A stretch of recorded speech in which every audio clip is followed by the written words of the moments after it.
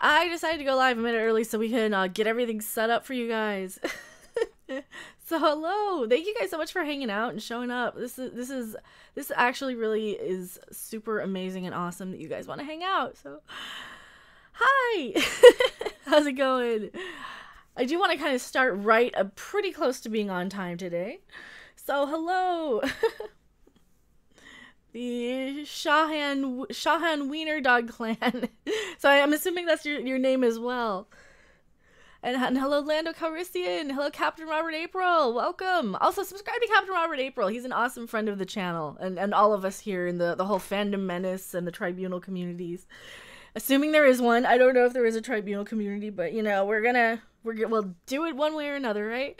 Hello, Teddy here. And Adam Shahan and Bleen Chan. Who else is here? We have more people. Henry is here.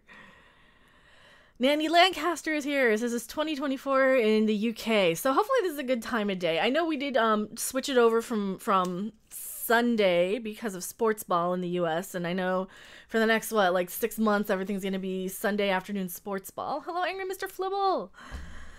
We got kind of a heavy episode to get through first, but the next couple are going to be pretty darn good. So hopefully, God, and then we got Signs and Portents coming up. We might just keep going for a little bit. I might want to stop at TKO because Signs and Portents is going to be one that I want to watch. Damn it, I don't know if I'll be able to stop.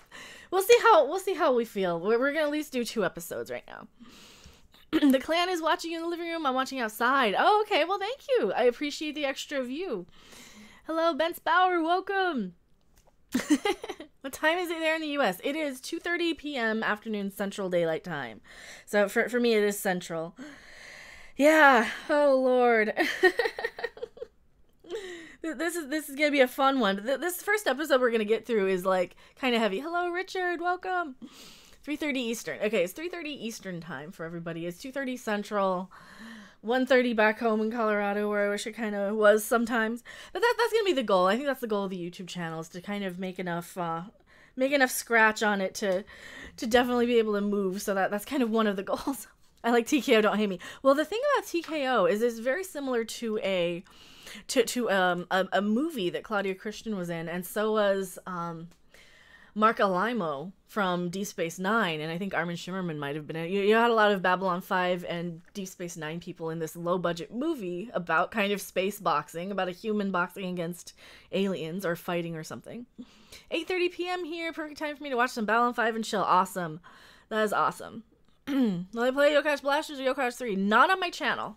Absolutely not on my channel. We are not doing gaming on the channel ever again. There's just too much drama, too much stress, too much lack of monetization, viewers, interaction, happiness. Yeah. So we're kind of moving forward in the direction of pop culture stuff, the stuff where my passion is. And yeah, I've been having such a blast hanging out with Tom from Midnight's Edge. He's such a we really click as far as we're kind of instant buddies, I think, because we have so much in common for the whole pop culture and horror movies and all this stuff. And so not even massaging. Well, the massage the girls in her thighs game is over on Twitch. Pretty much any game I'm gonna do is gonna be on Twitch, I think, unless there's something where we end up having to do some sort of multiplayer Red Dead something. We don't know yet, but that would be with fellow tribunal people, because I think all of us are gonna be getting Red Dead. So we'll see about that. Red Dead might come, but of course Red Dead got copyright claimed when I did it. So hello, Seraph, welcome. Hello, Darwin James, welcome. Oh my god. This is a heavy episode. We might want to put on Twitter, so thank you so much. Oh, well, thank you. I really appreciate that. Just it humbles me seeing my name alongside all these heavy hitters like Geeks and Gamers, Ethan Van Sciver, World Class Bullshitters, all of the big heavy hitter channels, and Doomcock, who, I think if he had more content that he put out on a more of a daily basis. And yeah, thank you again for the super chat. Thank you so much.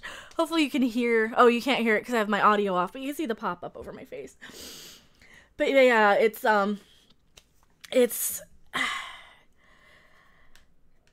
it is an honor to be kind of in the same class and league as like the big channels, the big guns. So, and I kind of consider Midnight's Edge as one of the big guns too. So I'm very humbled that Tom has kind of given me the opportunity to be a reoccurring sort of guest on the show, and he said some really kind things about my talent and abilities, I think. So I've been like getting a lot of like happy, positive feedback lately, and I'm really touched by it. So thank you guys so much. You're gonna make me start crying now. Red Dead would be cool. Red Dead is gonna be cool. I'm definitely gonna be playing it. Hopefully it's not gonna suck. I always get so hyped for games, but hello to Hello Kitty. That sigh in your last video summed up the Charlie's Angels reboot nicely. Yeah, that's kind of me in all these things. I don't know whether to be angry or roll my eyes. There's not an audible way to roll my eyes when I'm recording those. We enjoy listening to you. Well, thank you. We don't see the other wall much, so Mech doesn't show us here her Doomcock shrine on camera. Oh, my Doomcock shrine. My Doomcock shrine. I can take a picture of it if you want. I think you don't really see the Doomcock shrine. Well, and then I've got the Harvey poster over there.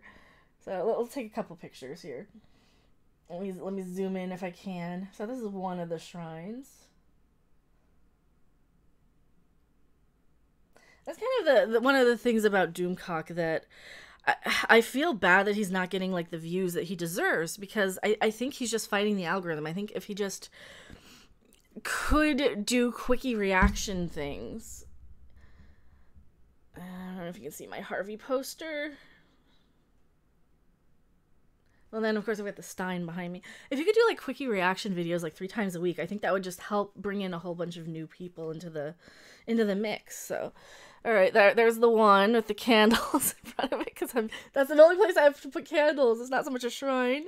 It's not so much of a shrine.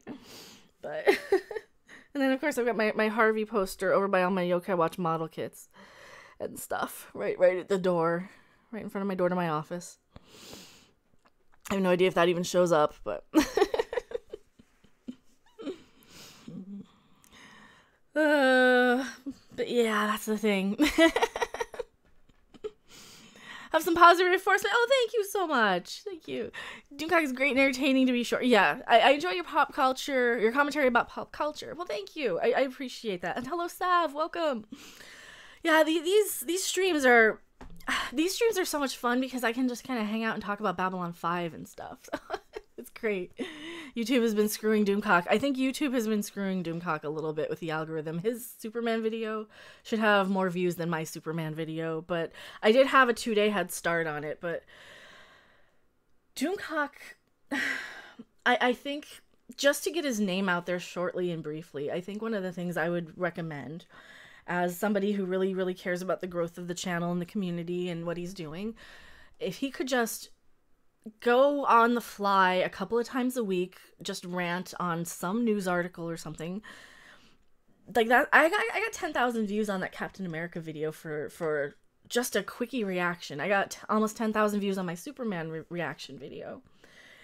And that's bringing a lot of new people into the channel who might not necessarily be a part of the community. And I think that's one of the things that, as a friend and somebody who really, really cares and is concerned, I kind of wish he had time to do. But, you know, whatever. Doomcock would make a great name for Missile. Yes. Hello, Benny Mutant. Hey, I love Babylon 5. Like me some B5. Yeah, we're getting right into it. So as soon as we stop... As soon as I stop gushing and fangirling here for a second, which is going to be impossible. Hello, Mary Ashmead. How you doing? Hopefully everything's good today. I truly watch YouTube all day, every day, and Doomcock. Well, thank you. Yeah, and that's what I do too. I watch YouTube. I watch, you know, I'm on it so much. I don't really have time to watch a lot of other stuff. And I really, really need to make some time to watch other stuff. So. Are we ready? Are we ready to go? I'd vote for Doomcock for president. I'm not even American. Well, I don't think he'd want to settle for president. I think he's going to take over the world. So, I mean, you don't need a president when you're in charge of everything. Oh, man. So we are on disc 3 on Babylon 5. We are in episode 10, Believers. I did settle the issue, and I do have the digital rips, but that is just 2 backups since my discs don't work. So I'm great. Stay up most of the night, but I'm good. Oh, hopefully you're okay and rested. Hello, Martin Montoya. Yeah, I am doing good.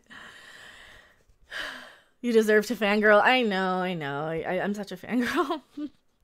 What is it like to live the American dream? I never experienced it since I'm Hungarian. I don't know. Who knows? The American dream is come to America from another country and open a restaurant or something while you live in America and you grow up here and are educated and end up working retail while everybody around you gets handed everything. But, you know, I shouldn't say that. I shouldn't say that. That's not true. Oh, Lord. Ruler of the world. All right, so do you guys have Babylon 5 synced up and ready to go? We're on episode 10, Believers. This is a heavy episode, so let me get my capture up for you.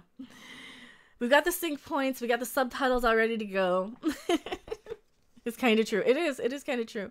You can come here and get everything handed to you. But whatever. Here we go. And starting. Hopefully I have it muted. I do. I don't want to be playing the audio because that's a surefire flag for us. Now this is the episode where we have the little sick kid that Franklin wants to operate on against the parents' wishes. So hopefully, this bothers me. My eye line is looking the wrong way from the movie. Oh well, I think it's fine.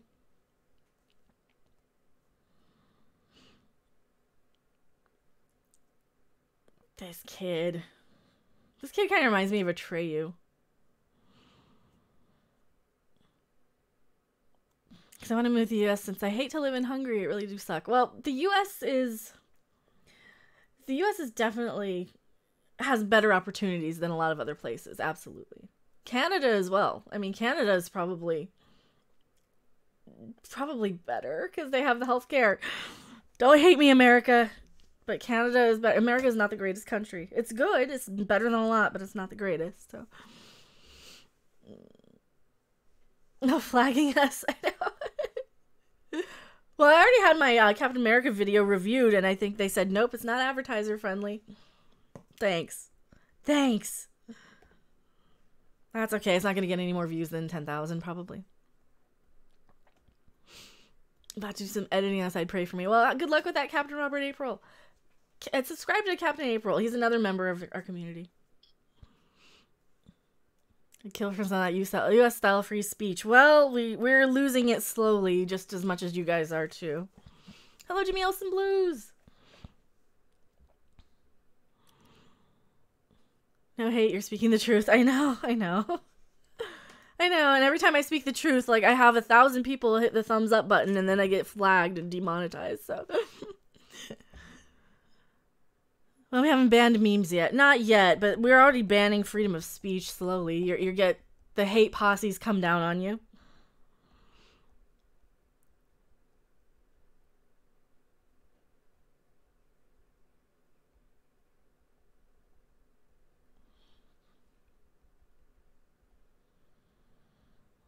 You're preaching to these people who are religious crazy people. That's my opinion. This is one of those episodes that are so... That it is so... It's such a talking point because they're right on both sides. You have the religious beliefs that you have to respect, and then you have the medical science that you also have to respect. And me as a godless heathen definitely would say, cut the little kid open and heal him. I mean, oh, I agree so much with Dr. Franklin. I love him. Thanks for helping Yokai Watch. You really helped a lot with the videos. Well, thank you for enjoying them. I really appreciate that. Maybe I'll unlist them someday, or maybe I'll relist them someday. They're all unlisted, all my tips and tricks videos. And I have been playing a little bit of Blasters. I am not enjoying it that much, but it's not as bad as I thought it would be. I have been playing it because Johnny Awesome. Shout out to Johnny Awesome. Like, if you guys really want Yokai Watch videos, Johnny Awesome is just having a blast with it. He's entertaining. He does the voices. He's amazing. So we appreciate you. Lori Roberts, thank you so much. I appreciate you guys. This is why I want to give these streams to you guys for Babylon 5. We love, like, I love doing these sort of streams with you guys. Make sure okay, that's just the way. Nice thing about Babylon 5 is the actions have consequences. When's the last time we had that in sci-fi? Well, it's certainly not in Discovery. Should have frozen the kid or used the execution machine. Well, we haven't seen the execution machine yet. We haven't seen it. And they couldn't have frozen the kid because the parents' wishes again. So, do you have to respect them? I mean, who are we to say? I mean, yes, you can heal it, but who are we to say? We don't know the mysteries of the universe. I mean, I'm more agnostic than stone cold atheist, personally, which I don't like getting into religion and politics on my channel so much, but we don't know for sure. We know we can't prove anything, and we know we have a lot of evidence against. So, I mean, the beliefs are to cause harm by incantation or by inaction. Yeah, and that's one of the good talking points of this. Is that yeah, my own personal view on this is that, yeah, you should just operate and say, you know, no, your beliefs are wrong, but I believe in God, I believe in science, Heisenberg says. And yeah, the science says you can save this kid. God, this is such a heavy episode. It's okay, we don't mind you go talk about everything. We'll be here no matter what. Well, thank you so much. And this is kind of why Discovery fails so miserably, because Babylon 5 actually gets it. They get the talking points. Same thing with About a Girl on the Orville. They actually get why we like the science fiction. We like having the actual debates. We don't like being pitted against each other by, oh, it's canon, it's not canon. That's bullshit. Who cares if it's canon or not with Discovery? I mean, seriously, who cares about calling it Star Trek or just calling it Discovery, taking the Trek out of Star Trek? It doesn't, that's not even the point. You know, that's kind of beneath my argument at this point. Oh god, I love Ivanova. I love Ivanova. She loves being busy. Love the Orville. I love the Orville too. I try not to offend, but Star Trek has taught me that I don't need God. I can believe in the power of good people. Yes! Yes, you have a strong community of people to celebrate the diversity around you, diversity of thought and opinion. And we don't have that in Discovery.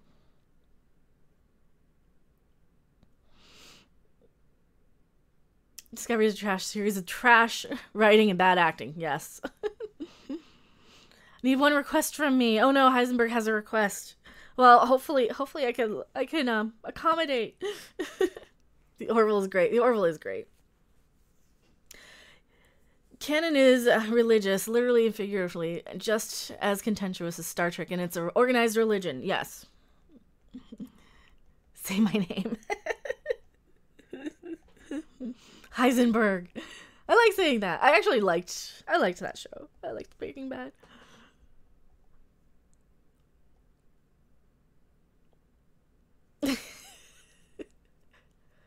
God, Dr. Franklin's one of my favorite characters, I think.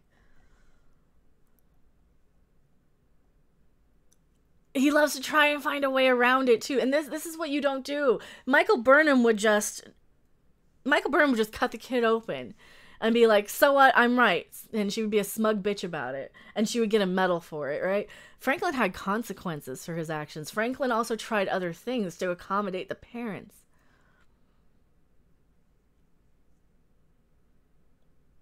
God, I love Franklin. Why can't all doctors be like Dr. Franklin? You're goddamn right. Not long enough until the Orville is back, is it? Oh, it's a few months from now. I mean, we have Doctor Who coming out next month, and that's gonna suck donkey balls, probably. Yeah, at least we get the Orville in December. We can wait until January for Discovery. Yes! Yes! Give them a reason to be on their side.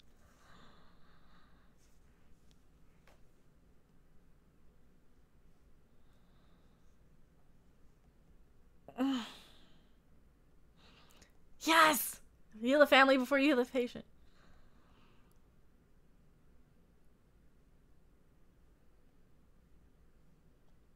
Oh, I love how smart he is.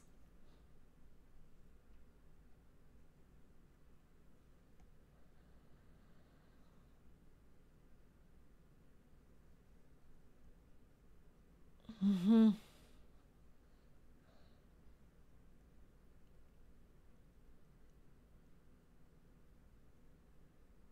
Yes, exactly.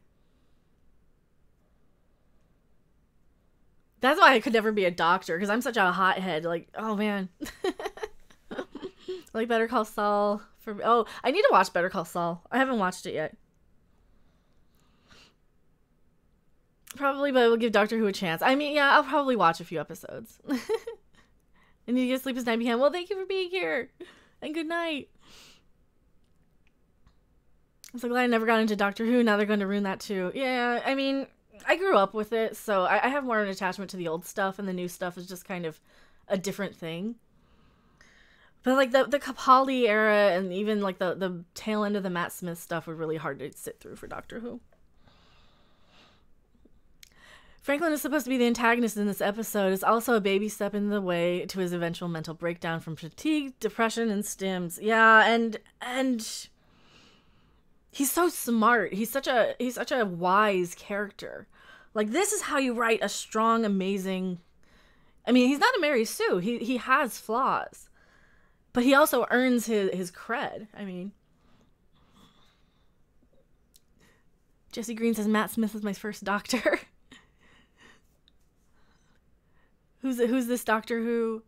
The new Doctor Who is God, what's her name? I can't think of the actress's name. Jodie Whittaker is the new Doctor. I know Tom Baker's genuinely my favorite. Me too. Tom Baker was so amazing. I'll even take like Sylvester McCoy era. Tom Baker, Peter Davison were my favorites.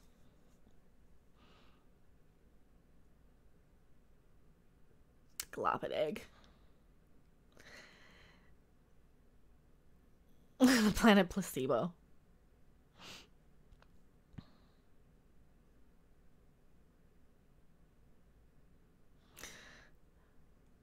See, this is how you have good bedside manner too. I think the other doctor that he's dealing with, his colleague, is she has less of a bedside manner, but I can understand that they're being super stressed on these stations.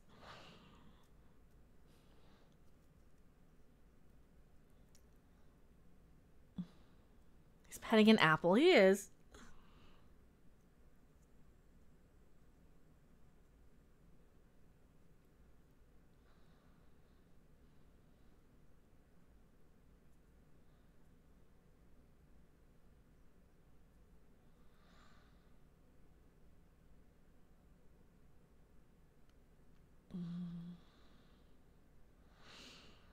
Crazy religious people. This kind of enrages me too, though, because like the people who they're because of religious beliefs never get medical treatment. Like that's what this is. This is a social commentary without making the whole series about it, about the religious people who don't accept any medical treatment, and it opens up the debate.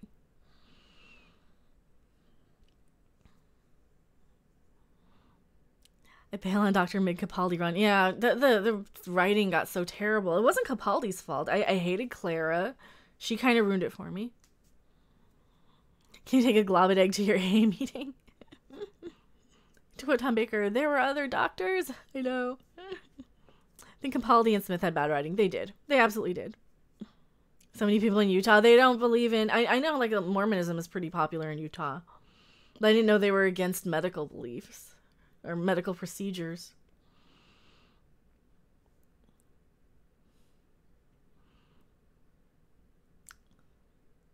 See, and I know that Franklin already knows he's gonna operate. Like he knew right away he was gonna operate. Is Far Cry 5 a documentary? I haven't played it. I need to play it. I just don't have time to play games. I really don't. Mormons don't do blood transfusions. That's fucking stupid. Of course, they also believe that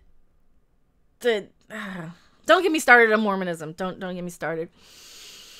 Don't want to piss off people today.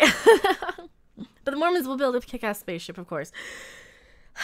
Trey Parker's more likely to build a kick-ass spaceship. Of course, I'm more likely to follow Trey Parker into a desert than Joseph Smith, too. Live in Utah, people. I know, I've been to Utah. I got weird looks when I went through Utah on my way to Reno from Colorado one time.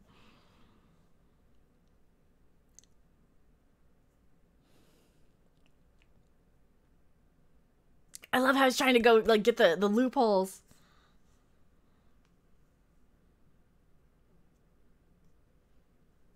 Doop. Scorch.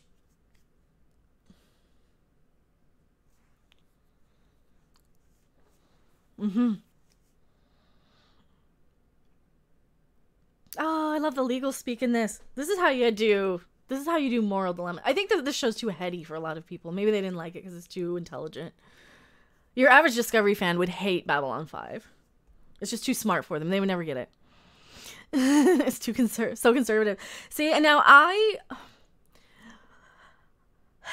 It is very much like Doomcock said on his last video, and what I've been saying for months on Twitter and YouTube. The conservative and liberal sides are not so dissimilar until you get into the extremes, you know, and I think that there's so many of us who watch all of our kind of common sense stuff. You know, you've got the conservative side with, like, the high council-y sort of people, and then you've got the more liberal-y side with, like, you know, the tribunal side of stuff. But we're still kind of all skirting, like, right in the middle, and we don't want to piss off either side. And you know, and there's no reason to get into, like, these massive political debates or religious debates when we're all kind of on the same side. You know, we're all for uniting on our pop culture, because at the end of the day, one of the things you can do, no matter what somebody's religion is, race is, you know, if you see somebody in a Stormtrooper t-shirt, you can talk to them immediately about Star Wars. Or if I see somebody with a Babylon 5 t-shirt or something, or like something on their car with, like, a TARDIS, I can talk to them about something without, you know, something we have in common. These are things that unite us. They shouldn't be, they're tearing us down. And that is kind of why we fight for all these things, right? That's what the song Jerusalem was about. But then some nutty British people think Jesus came to Britain. He's not the Messiah. He's a very naughty boy. Here we lost people because we're getting all religious-y and stuff. I'm sorry. We're losing people. Oh.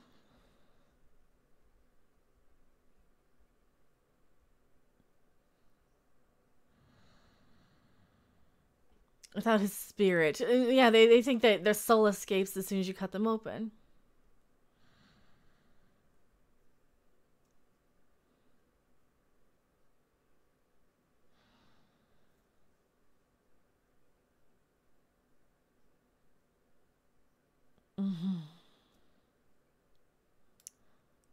I love how, like, the music gets all intense too. I wish I could play this for you.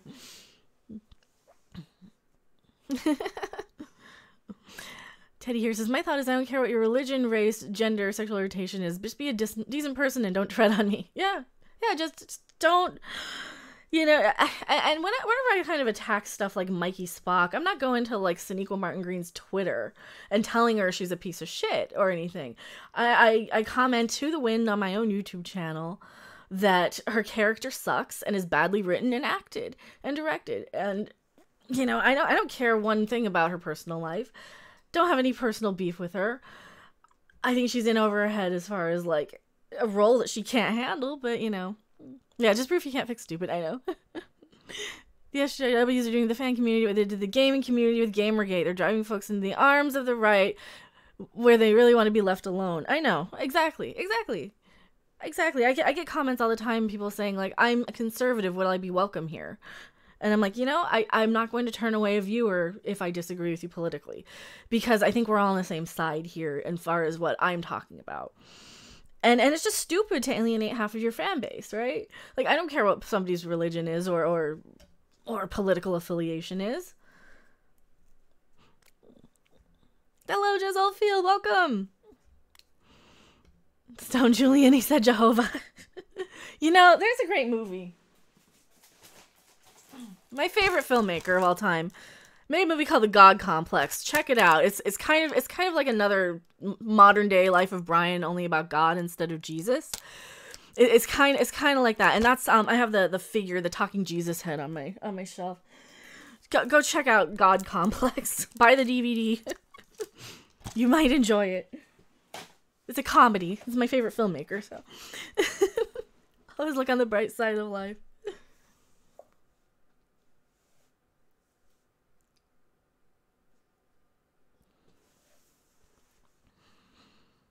Oh, and I love they're going to the ambassadors now.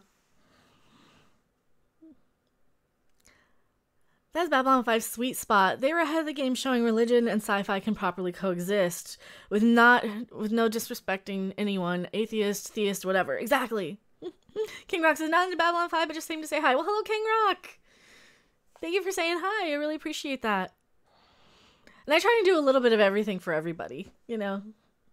I can't be 100% for everybody, but I can keep the Babylon 5 watch parties going because I really love doing these, and I think you guys really enjoy doing these. They're not going to be like the highest super chatted and the highest views, but these are important. This is important to kind of keep our perspective on things.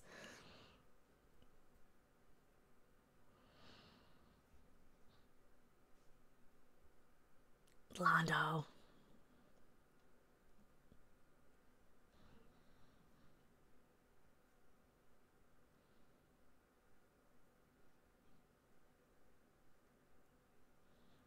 Ah, I love Londo too. Hello, Yokai Watch fan. See, Londo Mollari does one of these things that Discovery just doesn't, and that is just be a good show with a decent message, right? I forgot to like. Oh yeah, thank you. I'm not even counting the likes on these streams. I really don't. I had one video that actually hit 1,000 likes. And that swiftly got demonetized, so. What episode are we at? We are on episode 10. Did I get a new copy? I did. And I'm just going digital, just to avoid anything. Gosh. Oh. God, I love Kosh. He's so vague. Yes, so we are on episode 10, Believers. Disc 3, if you guys are on the DVDs at home. As I need. Come on, refocus.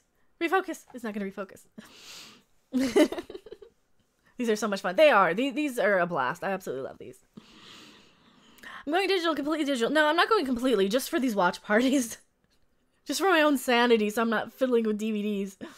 Which is your favorite B5 Crusade theme? I love season 3 and 4, I think. I love season 3 and 4 of Babylon 5. Lurking and working. Hello, Nerdrotic channel. Subscribe to Nerdrotic. Click his name, and you can. There's like three little dots. If you kind of hover, it'll say go to channel, and you can subscribe. It's a song, the Digitmon theme song. I love the season 5 theme myself. Season 5 is good too. I think they just kind of kept progressing. I still haven't found any really good like dubstep remixes of it.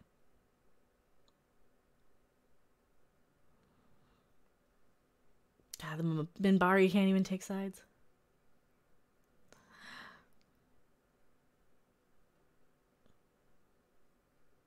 I love these giant like Earth ships that have the revolving pieces for their gravity. I really think that's a great idea. It's just a great way to kind of work out artificial gravity for realistic, and to kind of show that Earth is less advanced than all these other races, because we're supposed to be less advanced. Is Nightbot a bot? It is a bot. I also have my other bots. I could probably bring it up. Where's my other bot?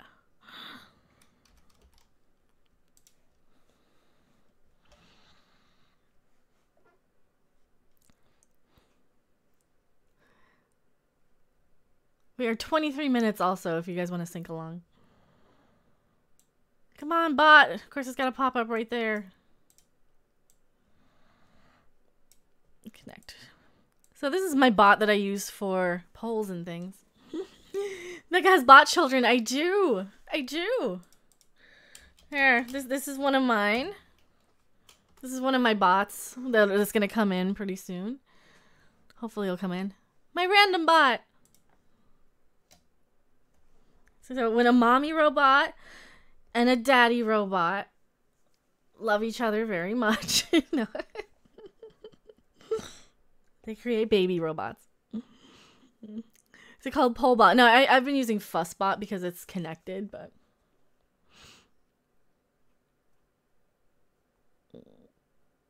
David Gerald is the author of this episode worth looking up. He is. Okay. I will look him up.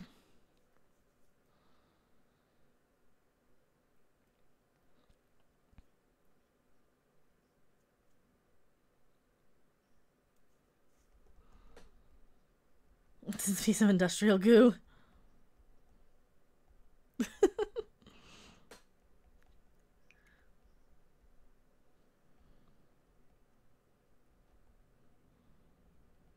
It's industrial goo.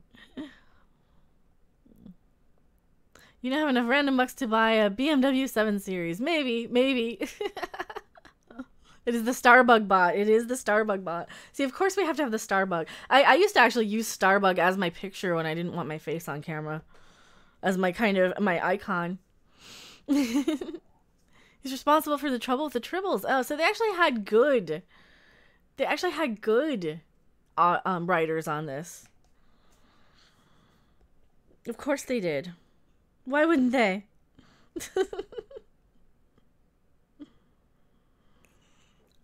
It's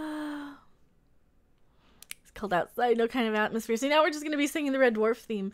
That might be a good watch party too. So I'm thinking about doing like a watch party over on my Patreon. And I'm pretty sure I can get Tom from Midnight's Edge to join for something. He suggested like a Ninja Turtle watch party where we're all on voice chat. And that would not be broadcast, so we could actually do screen share and just watch along on I think on Patreon. I think, maybe.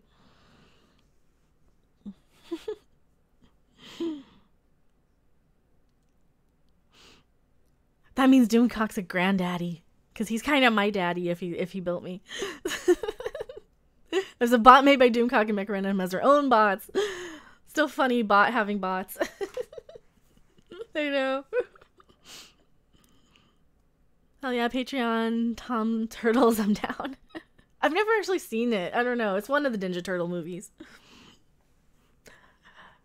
Because Tom and I are kind of similar in age, so we kind of... There's weird stuff I haven't seen. I think he wants to see my reaction to it.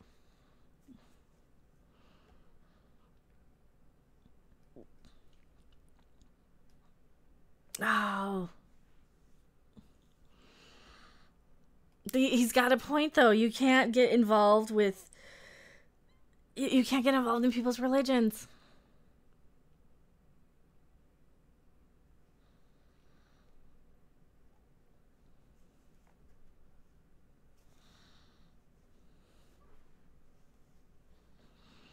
That is true. Dangerous precedent. Which Ninja Turtles, 90 or the Millennial Edition? Probably the 90s one. I don't remember which one. The animated's okay, the live action is original is cooler though. Okay. Grandpa Doomcock, love it. Well, the guy is like 170, so.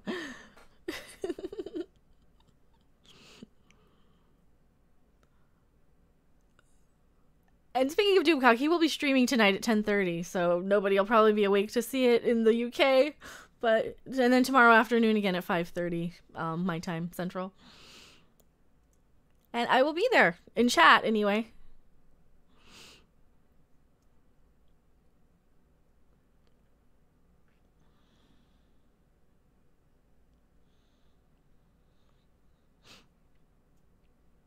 Crazy people.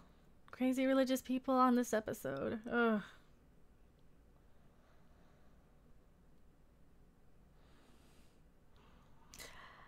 I'm in the UK. It's the weekend, so I stay up late. Awesome. It's gonna be like 4 in the morning, 4:30 in the morning when he starts your time.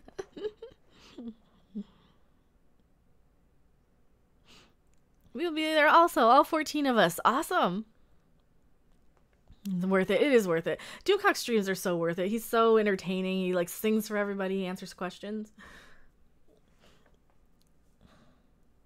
He's kind of somebody who could just do a live show every single day of the week and make a killing on it, and then sprinkle in like his videos every now and then. Because we're kind of getting to the day and age where we're talk radio. We're our generation's version of like Rush Limbaugh's, or maybe not quite as out there as Rush Limbaugh, but Doomcock Mecha Random, a great show. Oh, thank you. Let him know. Let him know that you guys want to see more. I'm sure he appreciates I appreciate the feedback. I don't want to like step on his show. I don't want to be like, can I be in this show, Ricky? I don't want to be that all the time. Same thing on Midnight's Edge. I'm like, really? You guys want me here all the time? Because I kind of feel like I do my own shows and stuff, and I do my own streams, but it's just kind of sinking in that like, yeah, I'm pretty much any time Tom's live on Midnight's Edge, I'm there. So Lucy, love it. Of course I do the I Love Lucy references. I'm 100 years old myself. Did you remember to tweet out your stream on Twitter? I did. It's Saturday afternoon, so I don't know if a lot of people know, because I know these were going Sundays, but we did switch to Saturday last week. So let me make sure. Let me make sure it's on there. Let me double check. Tweets and replies. Tweets.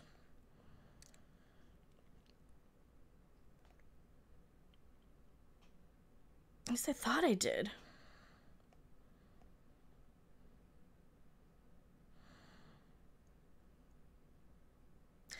Okay, maybe it didn't tweet. Maybe it did not tweet for me. Let me double check. I'm gonna go.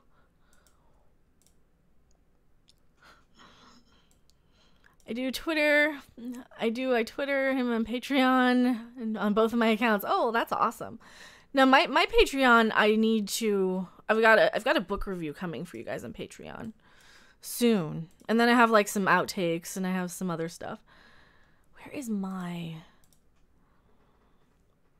Lucille Ball used to be the producer of Star Trek. Bizarrely, she was pretty good at it too. Well, she wasn't like a producer. She was just like the money person. She just signed the checks to allow it to air. Yeah, I'm pretty sure I tweeted this out. Maybe I closed that window before actually tweeting it. All right.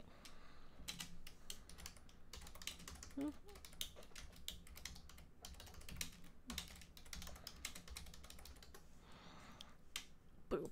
I could have sworn I tweeted it out. No, I didn't see it on my Twitter. Tweets. Yeah, I did an hour ago. All right, I did an hour ago. I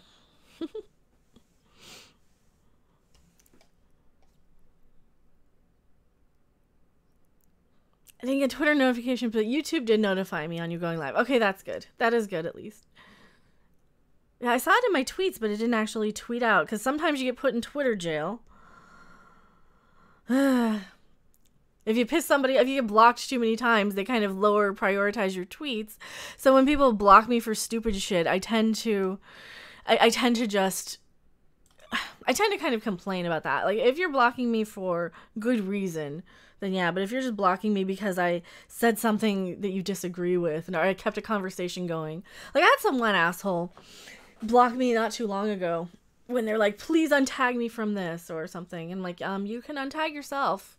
You can mute this conversation. So they blocked me for that shit.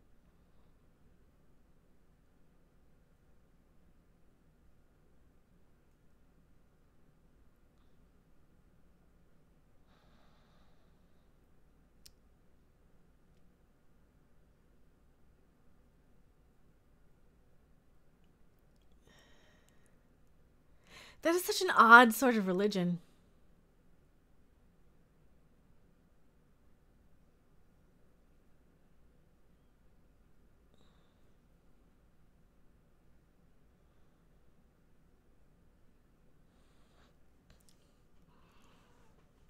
Away demon.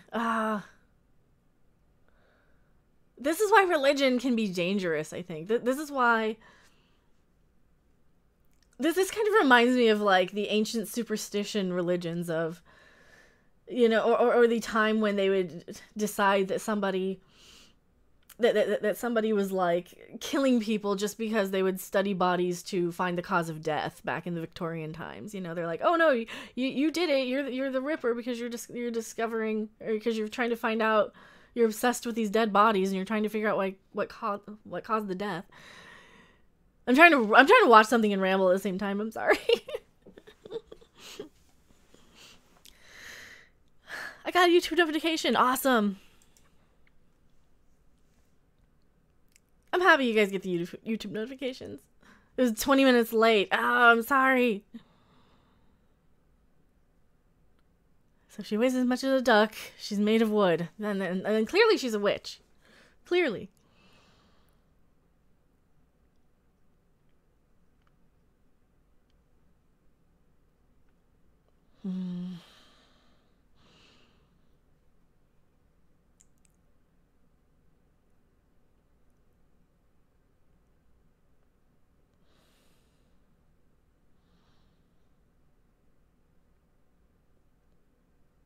Oh, these people.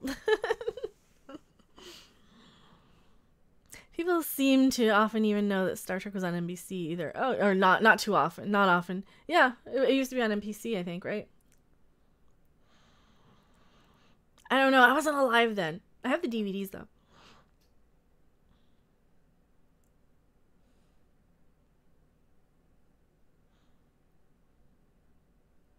You're not allowed to forgive.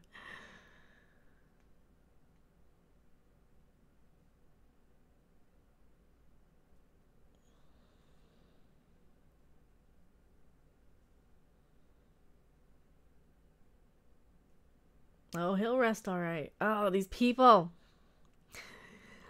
I don't think I could be a doctor dealing with people's, like, beliefs and superstitions like that. I'm the type of person, I love, like, the ghost sort of shows to kind of debunk everything. Like, okay, no, that's a draft. That's... You're creating a cross draft. That's why this door's slamming. I love debunking stuff, but... Oh, Lord.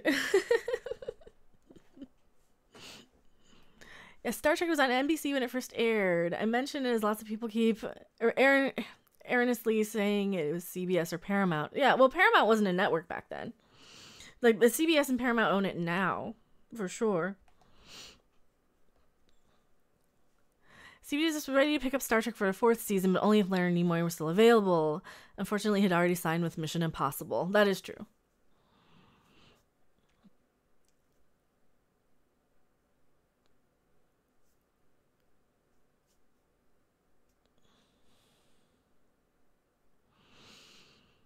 Don't celebrate yet, lady. We all know what's coming. We all know what's coming.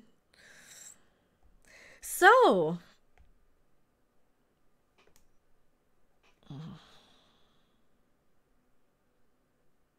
Oh, zoom in for effect.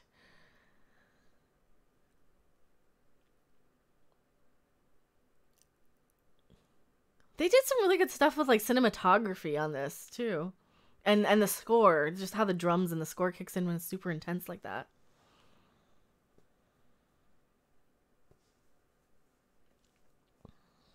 Of course they did.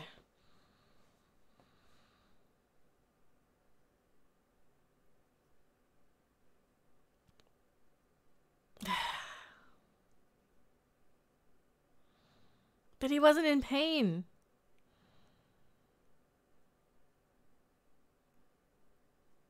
And they killed him because religion. Christianity is one of the biggest causes of death, I think, and murder. Killing each other.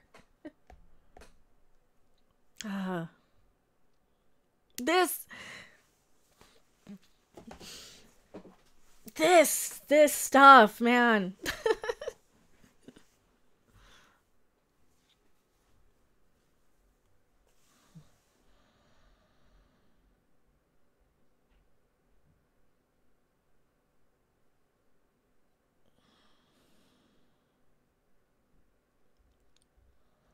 Yeah, even shows like Scrubs kind of got this right with trying to save a patient you just can't, but not so much for the religious sort of debates, but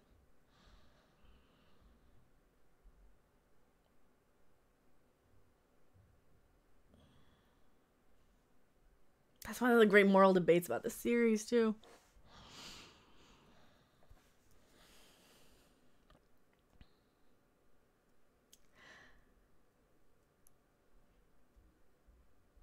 Yep. What makes us human is that we care.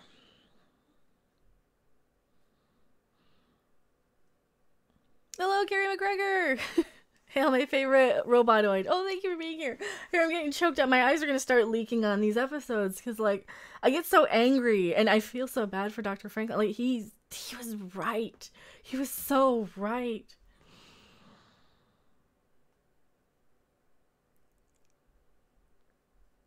Didn't the entire Markhab civilization die because of religion? Yes, exactly. Where what season is that? That's later on though, right? Is that later on? Because I remember Delenn and Lanier locking themselves in the quarantine zone just to be compassionate, just to kind of say, hey, we're here for you. We can't do anything, but we can be there. And that is kind of one of the heavy parts of life, is that sometimes you can't be there. Sometimes you just have to kind of make the tough choice and deal with what's naturally going to happen. And Mark had jump gate go boom. Yeah, well, they had to because of the quarantine.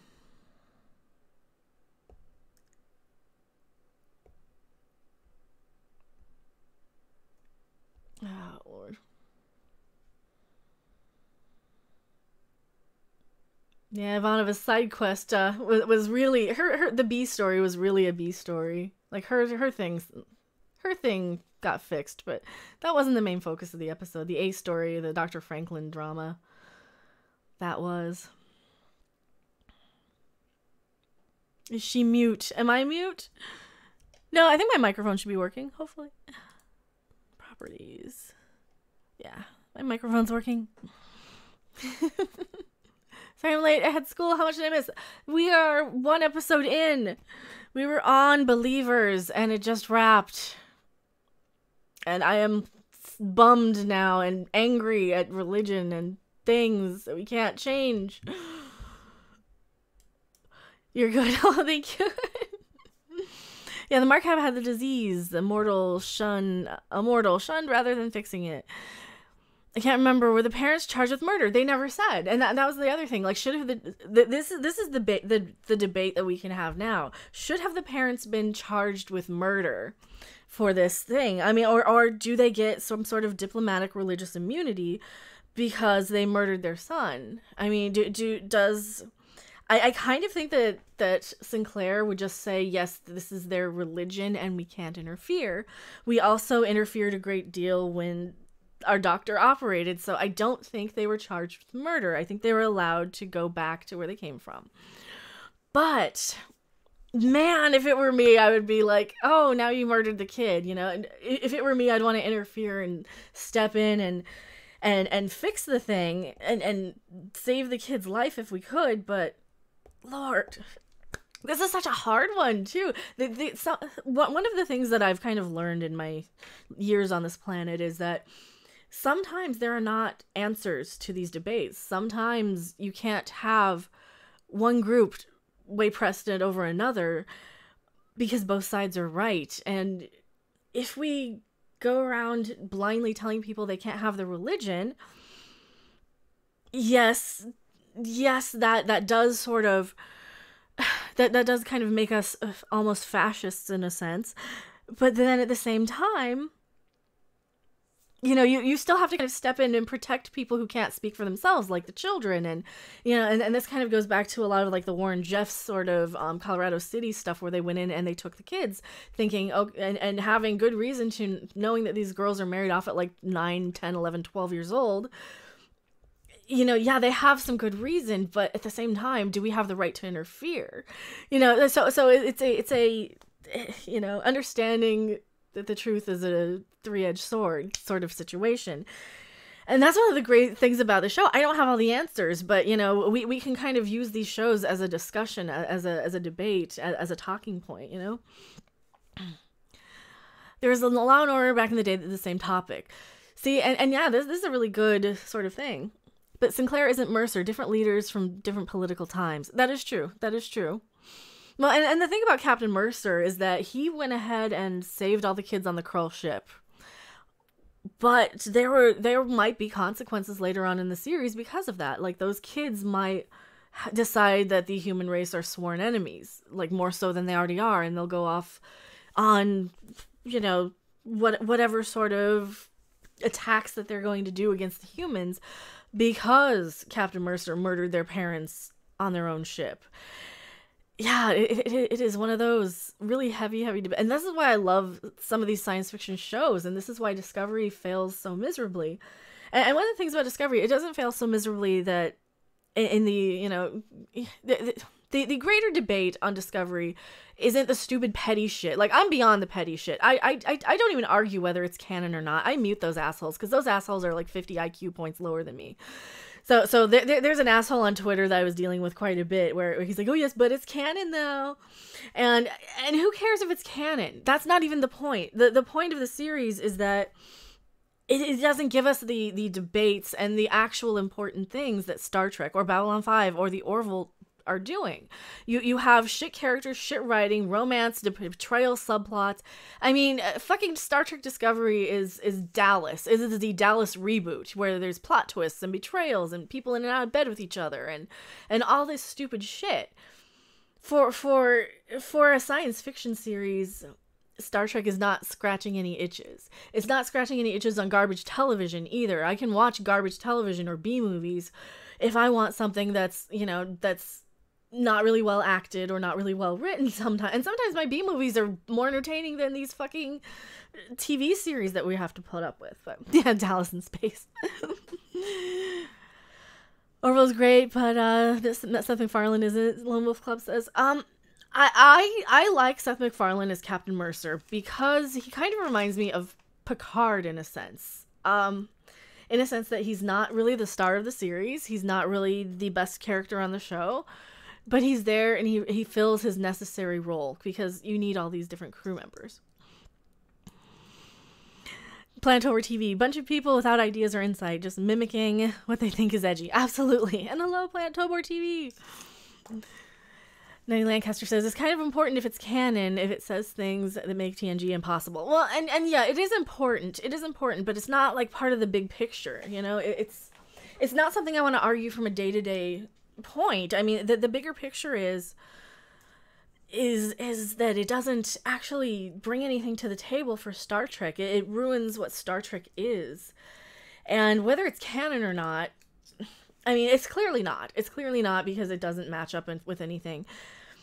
And I don't want to just waste my energy debating like your common, you know, low IQ Drekkie who doesn't quite understand. And I had to smack somebody down yesterday for, you know, saying, oh, you guys are so negative all the time. You're so negative and all you do is complain. I'm like, yeah, but sometimes you gotta shock somebody so that they listen. And that's one thing that I love about Doomcock's videos. And I was really defending him on Twitter yesterday about this. He has a way of shaking things up. He will shock your attention. You know, he will give you the verbal slap in the face that I think a lot of people need to kind of wake them up. He'll be really intense, and he uses the humor, and he slaps you in the face, and then he kind of brings you down to his actual point every single time. And that is his well-crafted, you know, beautifully written pieces. And people don't understand that. People just say, oh, you're just complaining. You're just using a lot of profanity. You're just swearing. But that's the point. You kind of have to sometimes with these people, and you know, it's kind of insane to me that people just kind of fly off the handle about, you know, oh, you swore, you said this or that, because I get that too. I get that all the time on my videos where people are like, you swore, you said something that I don't agree with, and it's crazy. I don't get it. I just don't get it with these people sometimes, but. Why did it move? Why did this move where my thing is? It moved where my thing is. You swear bullshit. I know, I never swear. That's fucking impossible. I've never sworn in my life. Never once a day in my life have I sworn. Yeah. Potty mouth, I know. Most people who say Discovery is canon never liked the 50+ years of lore that were pre-existing, so their argument is invalid. I know, and I get people who are like, I didn't like the original series or Next Gen, they were cheesy, but I love Deep Space Nine. It's like, well, yes, but how do you have the attention span for Deep Space Nine? If you love Deep Space Nine and Discovery, you clearly didn't watch Deep Space Nine, or you don't remember it, because Deep Space Nine is something you have to pay attention to. She swears that she's copying Tilly. Tilly copied me. Tilly's 20 years younger than me. She's a ripoff. Hello, Herpicus McDurpington. Gary McGregor says, Doomcock mostly just rants about things the way we do. But I'm close to his age, it seems, and drinks scotch. Yeah. Well, and that's kind of how I am. I'm very much, I'm like of my generation, but not, I think. Those Roz Anime. Need to help fix dinner back in a bit. Well, thank you for being here, Captain April. And I will be here for at least one more episode. Blame Doomcock if someone complains. It's in your programming. I know. And that's the other thing. It's in my programming. But of course, I have been designed to go beyond my programming, as it were. And that's why I find stuff, that Doomcock would like, but has never heard of, to kind of bring it in and be like, here's this thing, I think you would like it. Or there's like weird coincidences like Ninja Warrior every now and then, so yeah. And we got a Doomcock live stream coming up tonight. So awesome. Oh man, this does bother me that my eyes are over this side instead of here, because this is actually where I'm looking at my thing, so. Oh, Lord. We are on the next episode. Are we ready for the next episode? Everybody got a snack? Everybody hit the restroom if they need to. Smoke them if you got them. Drink up if you need to. I'm kind of glad Doomcock doesn't do more vids. It's very easy to fall in the trap of finding things to be angry about for the sake of being angry at them. Targeted, considered anger is much, much more useful. That is true, but I think that one of the things that could help, though, is a few more little angry rant videos, though, to kind of bring more people in to help with the algorithm. Because I gained probably 700 subscribers on that Captain Marvel video, and a lot of them, I was clicking on them. I was watching you guys. I was clicking and seeing, and a lot of them don't even subscribe to the High Council people or any of the Fandom Menace channels. They're just people who are kind of randomly wandering in from the YouTube recommendeds. So, did someone say Exterminatus? I did not. I don't know what that is. Is that a Pokemon? Is that a Harry Potter? Hit that next episode button. Yeah, we are on episode 11, Survivors. The original air date was May 4th, 1994. I liked his last rant. It was so good. Yeah. Oh, they're always good. They're always good. All right, next episode, presented in surround sound. That's a Warhammer 40k thing. Oh, okay. I never played Warhammer.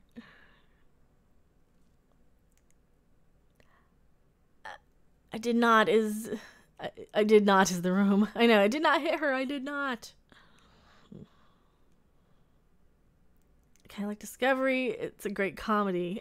I suspect it's unintentional. Discovery is... It's too soon for me to laugh at Discovery. I'm still in the breakup phase of Star Trek. Why is dyslexia so hard to spell? Because they hate us. The English language hates us. I'm sick. I'm sorry, Roz Animate.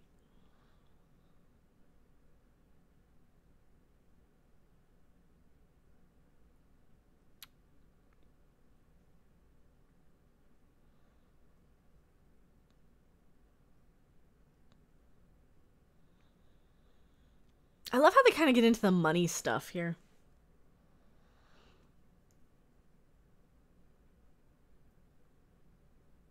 Oh, these do not hold up. Some of the CG does not hold up, but I still love it. I still love it. It's Babylon 5, what's not to love?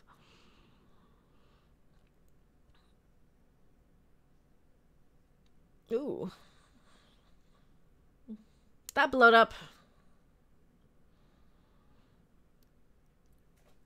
Happy Batman Day. Is it Batman Day? I guess it's Batman Day. I probably should have done a Batman watch party, but I don't want to open up my box set. Ooh, that guy's dead. Some guy just floated off.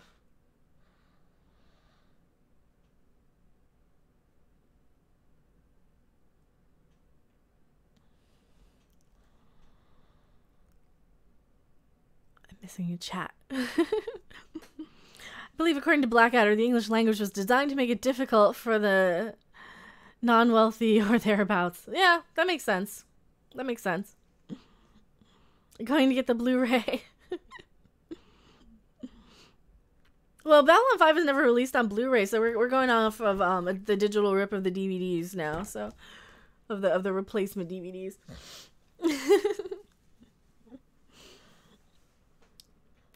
What about the show? What about the show Loads of Kids? They can make a Full House sitcom about Sarah and Amanda and have all the kids they adopt for their wacky adventures. Don't give them ideas. Because then he's going to have just a big diversity fucking rainbow fucking family. One of every single color, of every single race, of every single species. Just for the sake of diversity. For woke points. We don't want woke points. My friend have no weed. That's a bad thing. No weed is a bad thing. Hashtag legalize it everywhere. Yeah, I'm kind of sick of like having to fly to Colorado to get a fix, right? Hello, Scoots! Rainbow babies everywhere. Hello, Scoots! Are you new to the Babylon 5 watch parties that we're doing on weekends? So Scoots is one of my good friends from Friday the 13th days. How's Reckless doing? I haven't gone over and seen him over on Twitch. I know he abandoned us for Twitch for the greater glory of Twitchdom. So Scoots used to do the really cool Elmo voice as Jason in Friday the 13th, the game. I miss you guys. I do miss you guys. I just haven't been playing games. I've been doing the pop culture stuff. Sarek the OG pimp.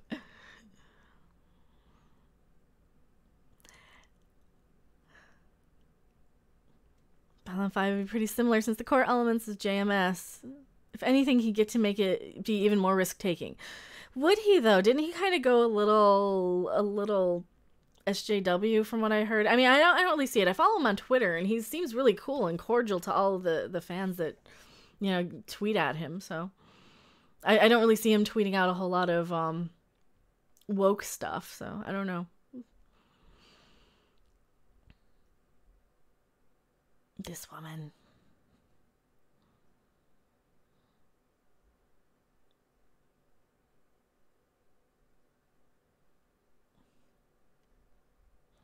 If Babylon 5 taught me anything, is never to get a ship named Icarus. I know. Well, who would name their ship Icarus anyway? Like, that's like naming your ship the Titanic almost, or something. There's just some sort of cursed names, I think, out there that you just kind of don't want to go with. I would almost say pretty much every space shuttle that's blown up, don't name anything after that, which is why... Didn't Discovery blow up too?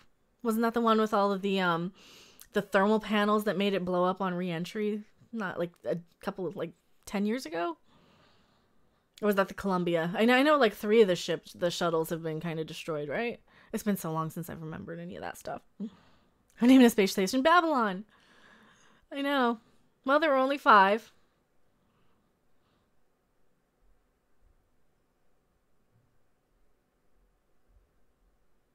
It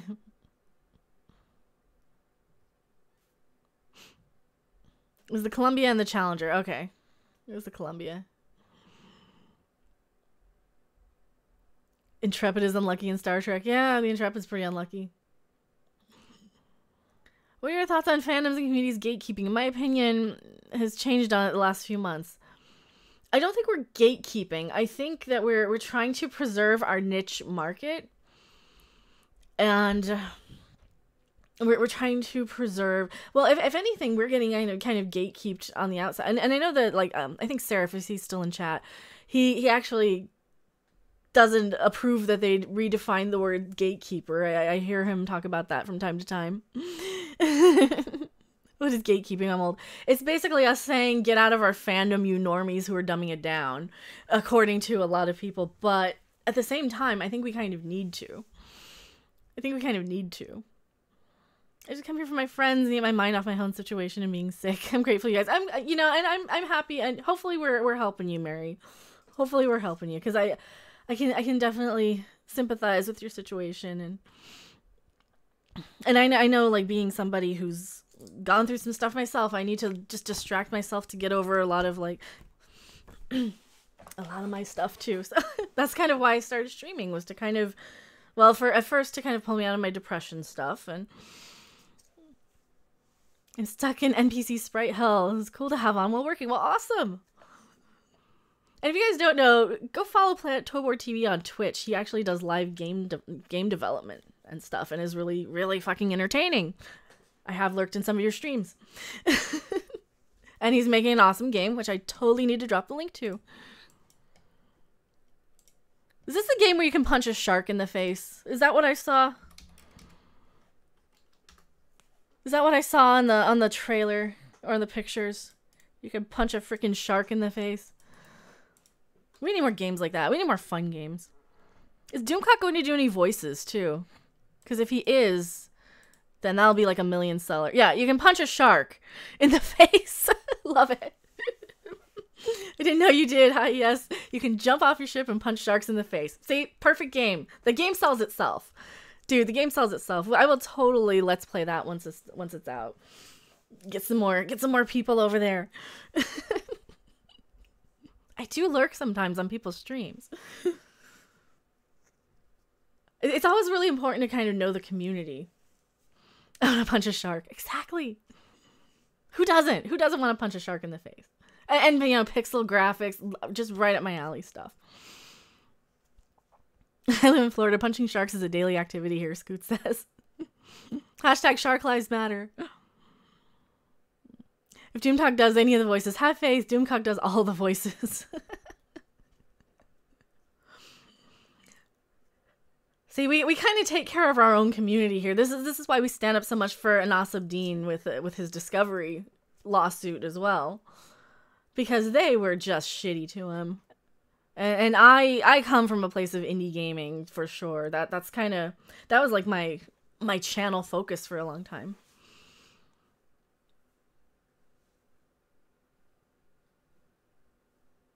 This interrogator woman. Sharks are cute. She's called the smart Mikey Spock. Did you hit it? Wait, what? Who got lawsuited?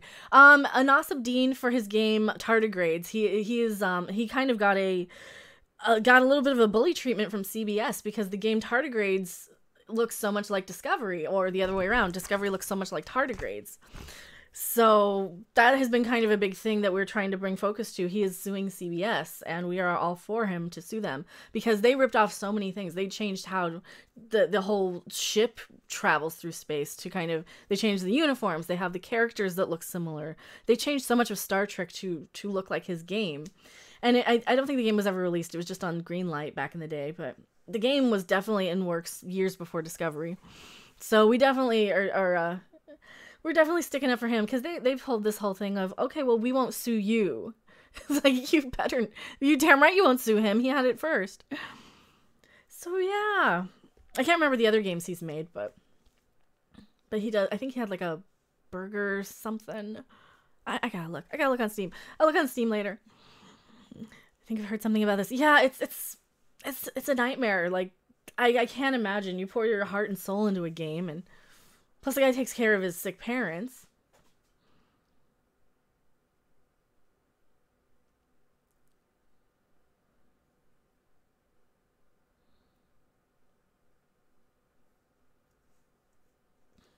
This woman. I agree. She did kind of kill the guy.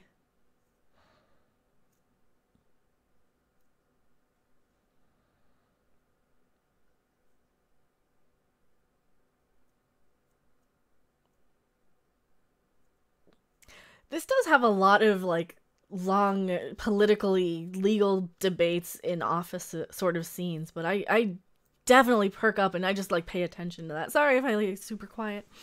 CBS are stupid and lazy. They are. Nobody has a creative bone in their body in these big mega corporations. This is why we go indie. This is why we focus so much on the small YouTube creators, the indie game devs, the indie bands, indie music.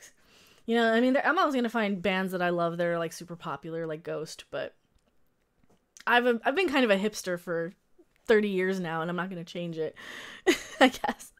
More than 30 years. SC Reviews covered the Target MS. Yeah, SC did, and I think Captain April did way back in like November too. I know SC did way back. This is a great time to make your own new stuff. Exactly. And we have such a good community. We can like help cross promote each other too, you know?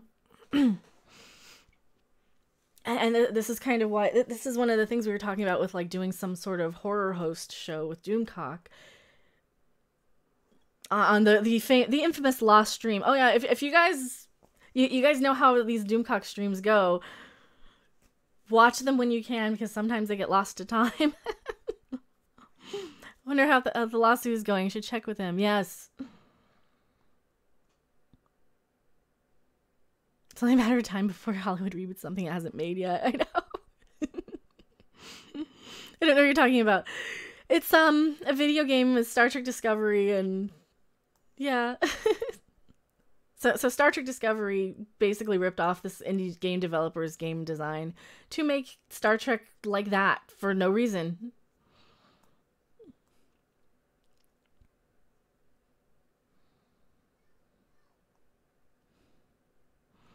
Hell Herpicus. Yeah, Hell Herpicus McDurpington.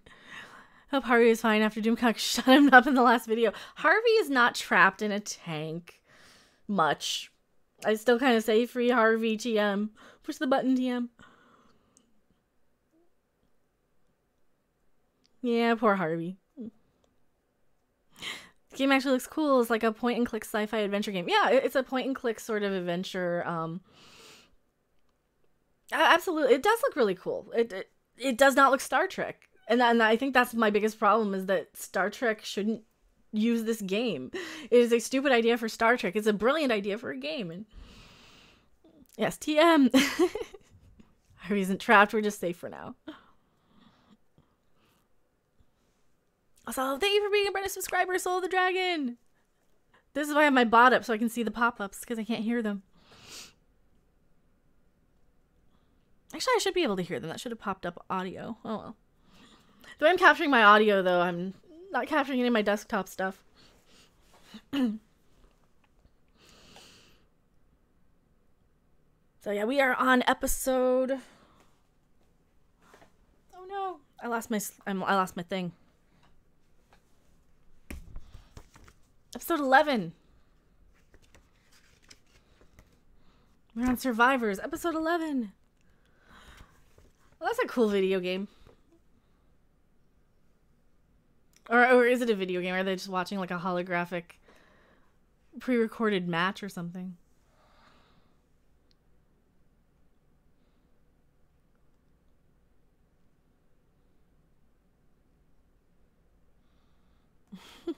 At least the giant robots, TM.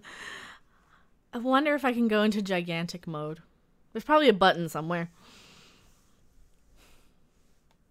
Voyager used to borrow stories as well, and the fan film rules pretty much are written to allow CBS to take anything they like from fanfics. Well, yeah, but that's the thing. This had nothing to do with Star Trek, this game. It had nothing to do with it. WWE in space. 50-foot mecha. That'd be cool. I would stomp some things. Maybe. Like cars that are taking up 3 parking spots in the middle of like the Christmas season.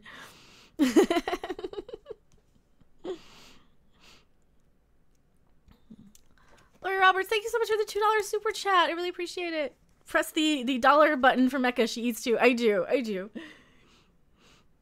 kind of one of those YouTubers. I'm surprised I get any ad revenue. So, and I kind of just assume I won't get any ad revenue. So pretty much anything I get from YouTube is the super chats. Oh, an Expanse back. They are bringing the Expanse back. Yeah, and $2 will buy a whole box full of ramen. That's awesome. Thank you so much. I really appreciate it. I don't want to seem like I'm like glossing over the super chats. I'm like paying attention to the chat and the show. But the show is one of those things, like, I kind of know what's going on. I've seen it so many times through. I'm too poor. I know. I'm waiting till my next payday before I can buy anything, too. So I probably can't be super chatting tonight on Doomcock's stream.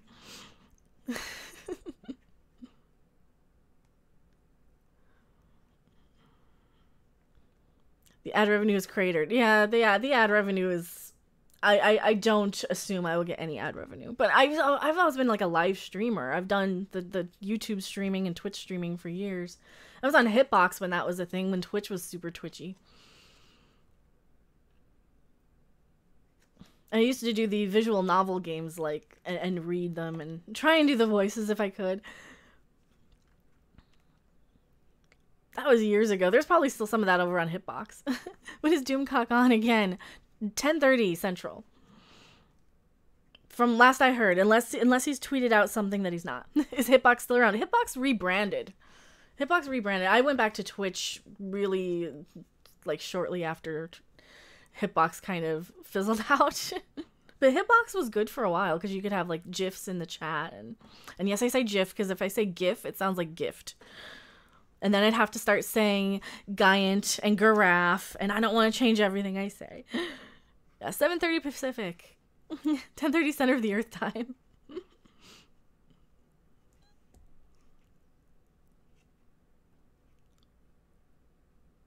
I love Londo so much. He's one of my favorite characters of all time.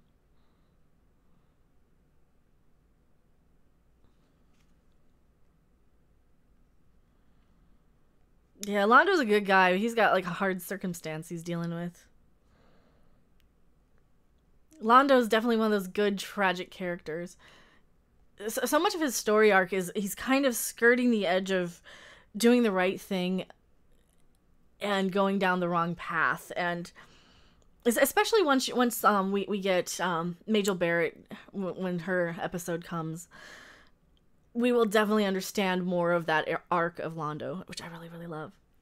Stupid o'clock in the UK, like 4:30 a.m. UK. Well, he's doing the one at 5:30 tomorrow afternoon, so.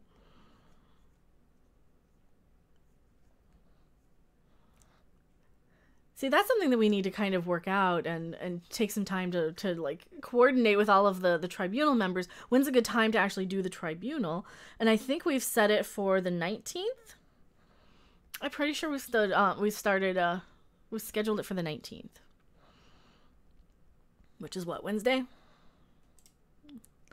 But nobody told me, but I think it's Wednesday. It's going to be. So 8:30 Mountain. Yes, 8:30 Mountain. No, 9:30 Mountain. So 10, 9, 8. It's actually 8:30 Pacific. Because there's 2-hour time difference. Because I used to live in Vegas in Pacific time. What is the tribunal? The tribunal is the thing that we were kind of talking about and working the kinks out of between myself, Nerdrotic, Gary from Nerdrotic, Tom from Midnight's Edge, and Doomcock as kind of the headmaster, judge, grand overseer of putting pop culture on trial for the crimes against pop culturedom and humanity, but mostly pop culture. And we were kind of going to do, like, bounce from channel to channel, just kind of like the High Council does. And we're going to, I think, be a little more focused. And we don't want to step on their toes with Star Wars stuff. And we also don't want to just be Discovery bashing 100% of the time. But yeah, that's kind of the plan. That is kind of the plan. Hello, Stephanie B. Welcome. How are you, Stephanie B? I have barely seen you on Twitter, but I have barely had time on Twitter. Or chats or anything. I'm on stream so much. And then when I'm not, I'm like having to adult, which just sucks. Don't be an adult. Stay a kid forever, if you can. Of course, now we have to grow up because there's no more Toys R Us anymore, so we can't all stay Toys R Us kids indefinitely. You've been lurking.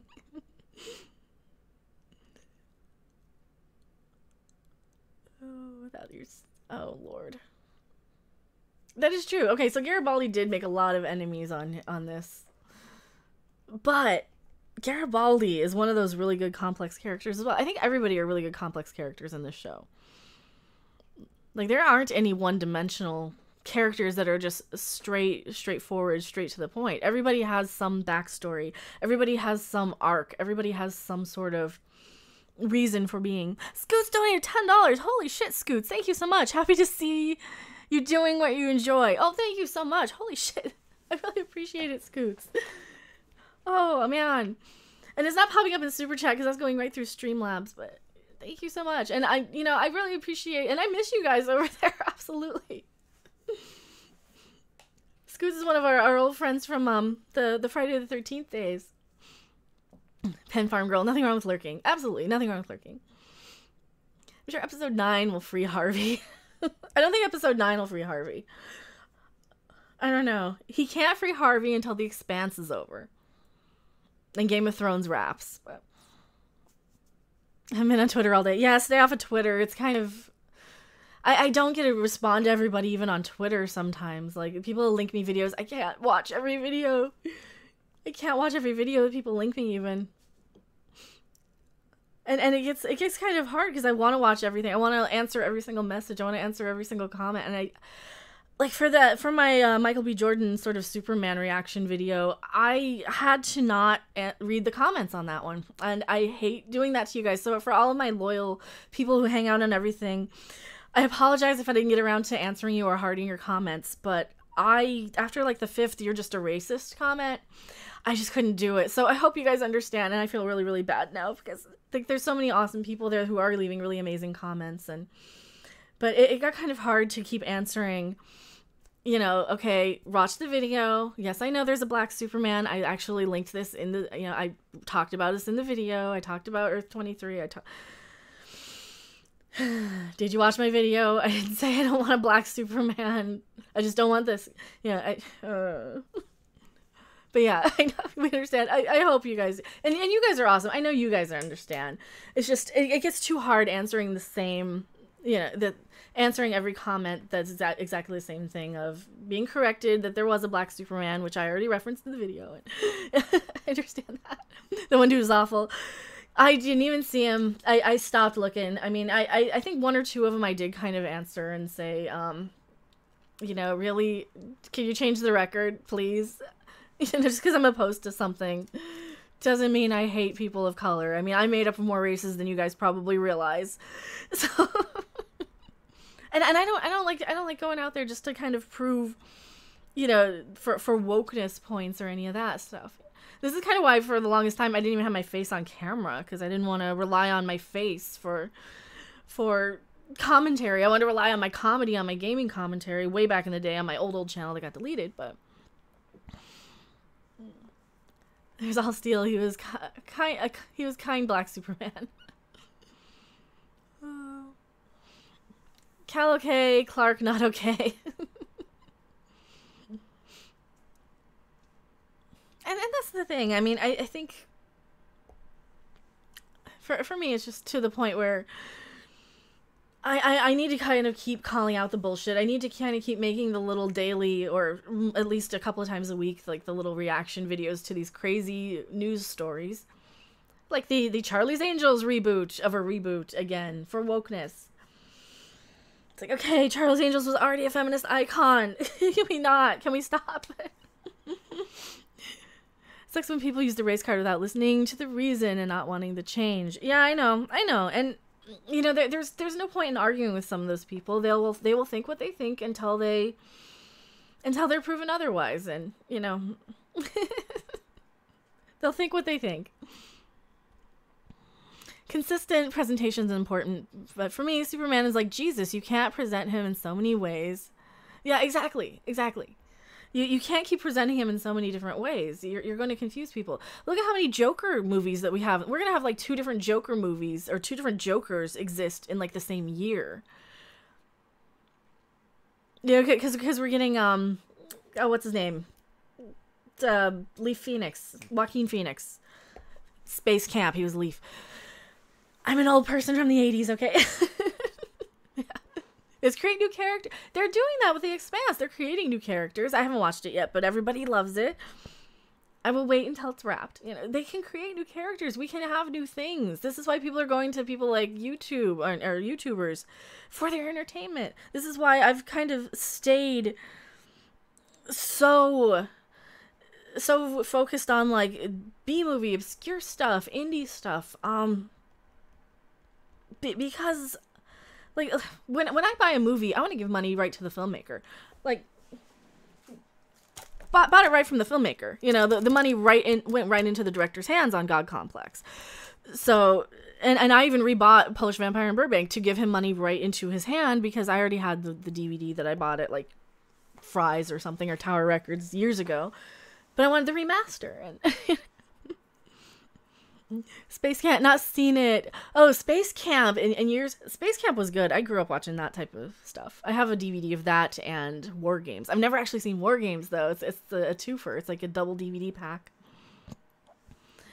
For me, Superman is humility, humbleness. He's the ultimate try to be this kind of guy. Yeah, he's like the giant Boy Scout sort of helpful, courteous kind without the homophobic tendencies, I suppose, that the Boy Scouts have that kind of negative connotation about now. But he's the all-American 1950s Boy Scout. You want to play a game? I need to watch that. Hello, Mr. Peabody. Welcome. Didn't Space Camp ban British tourists as they refused to take it seriously? I don't know. Did they? I've actually never been rich enough to go to Space Camp as a kid. I really wanted to, especially since I watched it so many times. I gotta test the money to see if it's real. Garibaldi's hiding. Love Garibaldi so much. There's so many good characters. Both movies were good. I need to watch it. I'm sure the next Superman will be played by a black woman. Well, you know what we gotta do? We gotta race and gender swap Riri Williams. That's the thing we gotta do. We gotta hashtag gender swap reboot Riri Williams if we're gonna be starting this shit. I'm picking on the name because when I was a kid, Riri was always short for retarded, which was kind of an insult. Oh, you're such a Riri. You're such a tard. Tard was another one, but we said Riri more. Because we were asshole kids. And this is an 80s thing. It's kind of like on South Park how they're like, oh my god, that's so gay. They don't really mean anything by it. They just mean it as a stupid generic insult, right? So this is kind of why that one's sticking in my mind so much right now. Oh, Lord.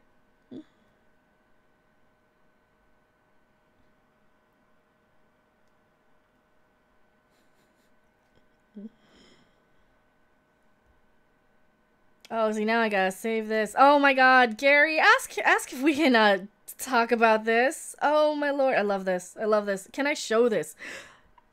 Can I show this on air? Oh my god. I don't want to overstep anything.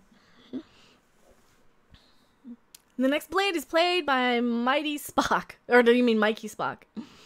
It still is. Random kids will never not be pieces of shit. I know. I dealt with a lot of that on Yokai Watch live streams. But, yeah. Very old people wonder if the South Park thinks everything is happy and colorful gay. I don't know. Episode and timestamp. We're at 29:59, 30 minutes exactly on episode 11, season 1. Survivors. Survivors, disc 3, if you're on DVD.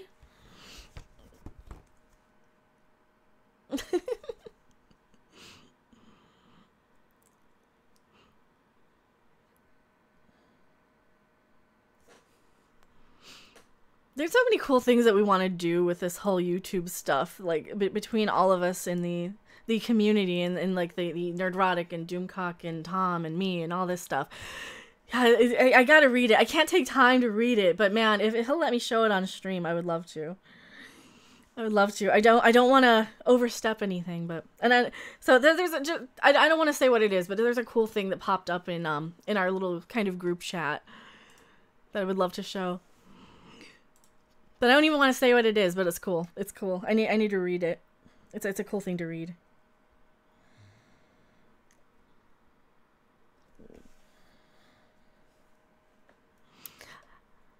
I'm excited your all's new project. I love how you say y'all. I can just hear that coming out of you. I love the y'all. Well, hopefully we're gonna get some really good projects coming for you guys, because there's a lot of stuff I wanna give you, because I'm like, for the first time in my life, like the last few months, I've been so excited to hop on stream. I want to get to my computer. I want to answer all my messages. It's not like when I was doing Yokai Watch streams and giveaways and stuff, where I was like having anxiety and I was panicked, and like there was times I was playing the game, I was crying on stream because I was just having so little fun because the game was so tedious and difficult and all this stuff. Yes, lick the like button. Yes, lick the mecha button. That sounds really dirty. Don't do that. Don't do that. Don't do that without being the person that is approved to do that. How about that? Or people, I guess, if the situation arose. Don't lick the mecha button. Hello, I'm on the road. Nice to see y'all. Hello, fan addicts of film. Welcome. Muff the smash button. Muff the Harvey button. No.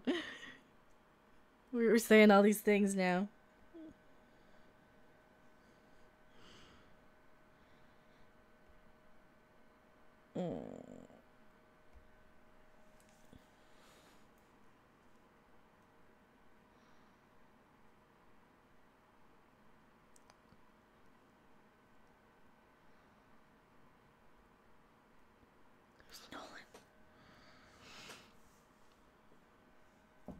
Don't like the mecha button unless you cleared and have the proper training and authority. Yes. You have the proper security clearance.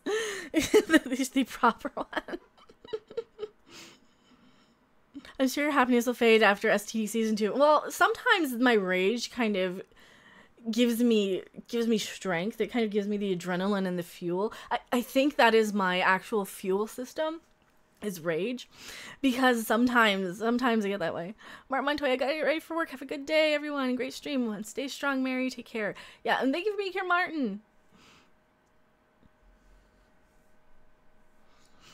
We're doing some really fun stuff. So limited run. I saw an email pop up from limited run. I'm like, oh, did Saturday Morning RPG ship yet? No, I ordered the collector's edition months ago. Rage is your fuel source. You're definitely a gamer then. Sometimes I'm a gamer. Sometimes I am a gamer.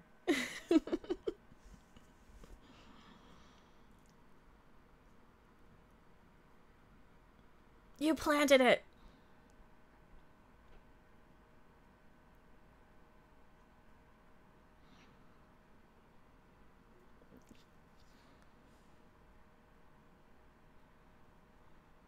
Now the home guard.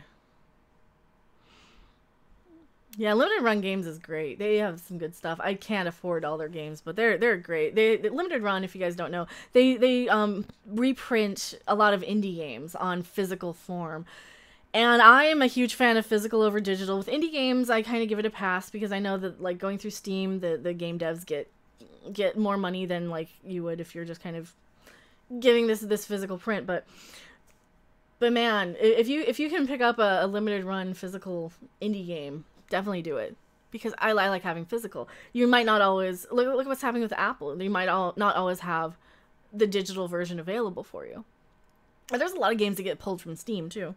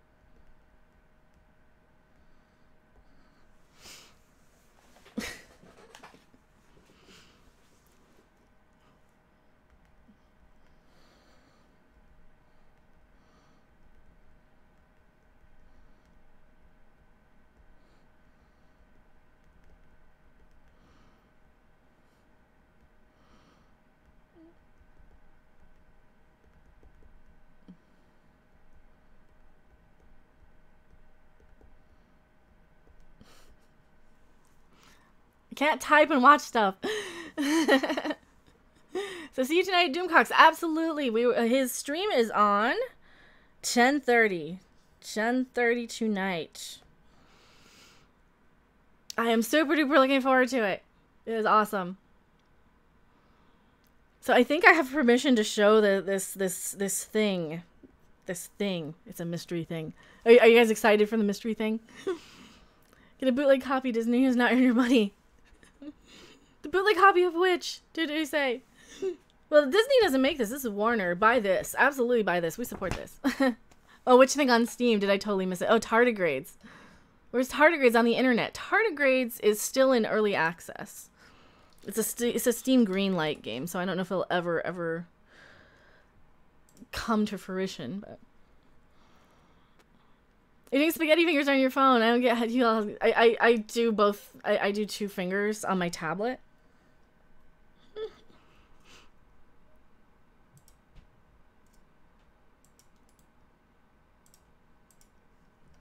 Here's the tardigrades. It is not. It's not available for purchase. It's still in the development phase.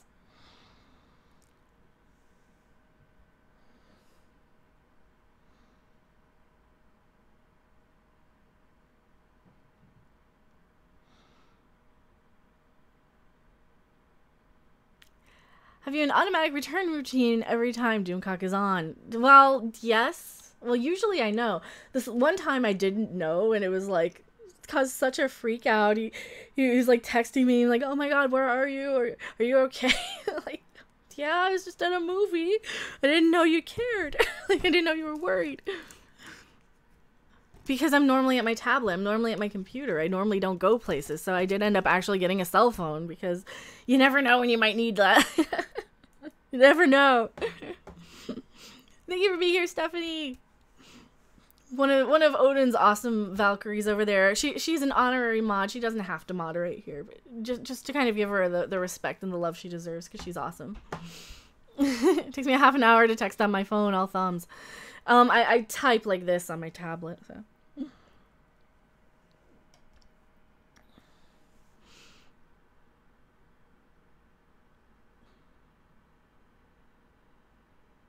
Did too much fast, the whole damn thing get purged. We can dream. I know, we can dream. Alright, I gotta email myself this.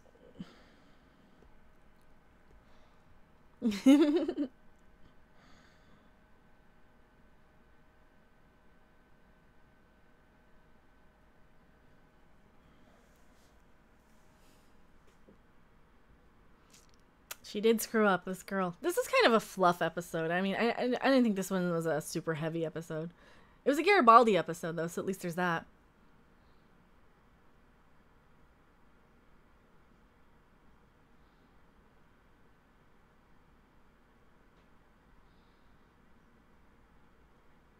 I wish I wouldn't get, like, I wouldn't lash out when I get hurt. I'm sorry I'm reading this. I get quiet sometimes. Gotta go adult laters. Programs. Yeah. Thank you for being here, Gary McGregor.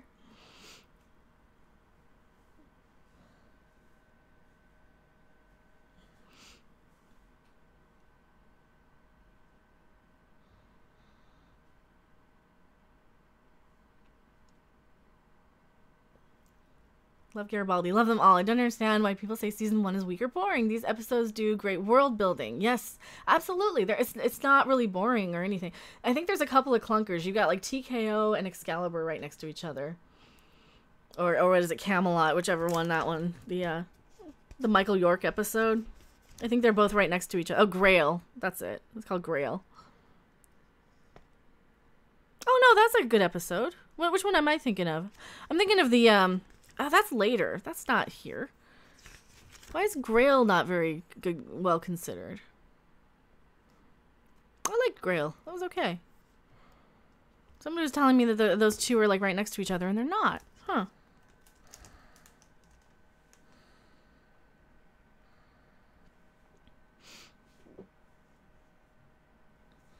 All right, I gotta save my thing. Alright, I'm gonna email myself this, so hopefully email to me.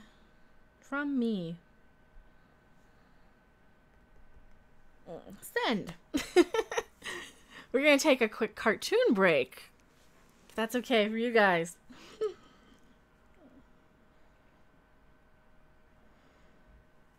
So I think Doomcock tweeted this out. I think he did, but we are not going to give any attention to the person who ended up. So apparently a cartoonist made a poked fun at Doomcock, and he responded in just like as he does. So we're gonna. He said it is okay. He said we have the clearance to show this because he said it went out. You guys probably already saw it if it went out on Twitter here. Before we hit the next episode, we're gonna pull this up. It's brilliant. It looks pretty cool. I haven't actually read much of it yet, but we are gonna pull this up if I can grab it on my email here. How's everybody doing? Manually late to the party. I'm sorry, Morks. Lloyd Roberts uses me as a stop sign, or is this a yield sign? Is it a yield? It looks like a yield. I'm gonna make sure he actually did tweet it out. But he said it's okay, so I don't want to step on any toes. I didn't want to say what it was. I get so scared. Because you don't want an angry Doomcock mad at you. That is the worst feeling in the world, having somebody like that. I mean, this is why he's going to be the future ruler of the earth. Alright, Thing. Sent from the Thing. Download. Let's do that. Actually, download that. And I'm just going to pull it up in my... Where's it going? It's going to the pictures. I'm gonna rename it.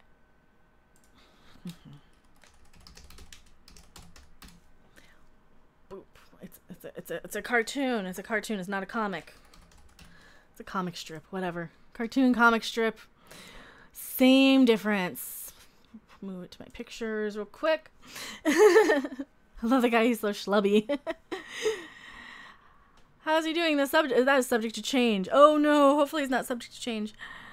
Image. No, I like leaving my Klingork boobs on display sometimes when I can.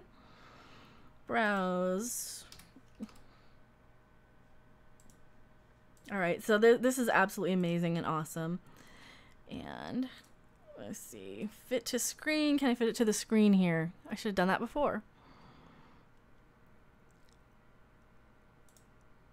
Oh my god, it doesn't want to fit to screen. Alright, let me fiddle with it. I'm fiddling with this live, and I shouldn't be doing that. Why? Oh, it's because it's so much farther down than everything. Is that why? Why can I not see the whole thing? Fiddling with stuff on live streams is never a good thing. Okay, browse. Okay, so there's more to it. Why is it chopped off in the middle? Is it because... No, it's like the top thing. I don't want to fit to screen. Alright, reset transformation. There, can you guys see it? Yay! Okay, that's that. Hopefully you guys can see it. Is this all of it? This is all of it. Alright. I think this is it. Can we see all of it? Yes, we can. Anything but the Klingork boobs, please. I should really put on my glasses when I type. I didn't see what you typed. Boobs on display. So, our awesomest, most amazing, coolest person ever in the world, Doomcock, said this to us in our group chat, and I wanted to make sure I got it for him. So apparently some idiot rockhead person says, "Hey, I hear yourself oh my god, I can't see, I can't read. Why can't I read? I need to pull it closer. Yourself aggrandizing bigot because you hate diversity." Yes, and you love The Expanse and fought as hard as I could to save The Expanse, the most diverse show on TV, hands down. Do you read left to right or right left? This is why I hate cartoons and manga, so I don't read them. But I'll read Doomcock's. Most diverse shows on TV, hands down. In fact, my videos have I always point out a brilliant show as the right way to depict diversity. Oh, that's true. Then how can that be that you hate diversity? Could be there's more to your message than a cheap shot in a cartoon. I don't understand. That's okay. At 4left doesn't get it either. Yeah, I don't get it either because I don't know who that is, and I don't read comics or cartoons. But it's cool. Left to right, except in manga. Alright, wait, then that's why I don't read that stuff. I'm bounce all over the place. I have no attention span for comics or cartoons. But yeah, cool stuff. Cool stuff. I wanted to show that off. It's awesome, and yay, Doomcock for being awesome. Good show as always, Mecha. Do we want to keep going? Do we want to do one more episode? Because the next episode is By Any Means Necessary. But we've also been going about 2 hours. So I think if we do this, then we'll have a good 2 episodes next time for By Any Means Necessary and Signs Importance. So I'm thinking, what do you guys think? Because, I mean, it is 4 o'clock in the afternoon. There are a million things I do want to take care of tonight. Doomcock asked to not give the cartoonist any attention at all. I don't even know who the cartoonist is. So yeah, don't even go over to the guy's thing, the original guy. I don't know who the guy is. I don't know who the original cartoonist is. I don't watch cartoons, but yay, that is pretty awesome. That is a pretty awesome thing. Or I don't read the little web comics or any of that stuff. So that's really out of my wheelhouse. I mean, the last comic book I read, and that's a comic book, mind you, was probably the EC horror stuff. I have no patience or tolerance for sitting there trying to figure out where my eyes are supposed to go. I have no focus on comics or cartoons like that. So, like, one panel cartoon strips I can usually read for just fine, but when I get one more in, we can get one more in. I think so. We can do one more. Do you have another subject you can speak on? Like what? Like, what do you mean another subject? Yes. Go for it. One more? Well, yeah, we can do that. But yeah, and don't give the original cartoonist. I wouldn't even know who it is, to be honest, because yeah. That's so outside of my wheelhouse. I could tell you, like, what indie filmmaker made some movie for a $2,000 shoestring budget, but no, I like so many of these other sort of things I can't tell you. But yeah, I guess we could do. Well, I'll tell you what. We'll put it on for the poll. One more episode or not? We'll do it to a poll for like a good 5-minute thing to see if you guys want to stay or not. Where's my poll? Because if not, we could just hang out for like 10 more minutes too if you want to do that. One more episode, yes or no? Episode, yes, no. And I gotta clear out my other stuff here. We're gonna put it up for 4 minutes. Start the poll, and hopefully the poll will actually pop up. There we go. We'll refresh it. One more episode, yay or nay? Been inking a sketch for an hour and a half now. Oh, that's awesome, Damien X. So it's exclamation point vote, and then 1 or 2. So just like Richard has in chat, exclamation point vote. Everyone's saying one more episode. See, this is the type of feedback that we need. Doomcock / Cecil 2020. Cecil's cool, man. Cecil kind of reminds me of like a John Waters sort of character. Cecil's like, I would love to just talk to Cecil because he definitely reminds me of like that kind of staple of interesting person that we'd be hanging around Andy Warhol's factory, you know? He's one of those people, like a New York legend sort of type of person. And I don't know if he's from New York, but that's kind of what he reminds me of. He's one of those people that they make movies about 20 years later, but they weren't famous, but they kind of were. They were just known. so that's one of the things I love about Cecil. He's really cool. And I absolutely love like seeing that type of stuff too. New topic: quantum mechanics versus quantum loop gravity. Well,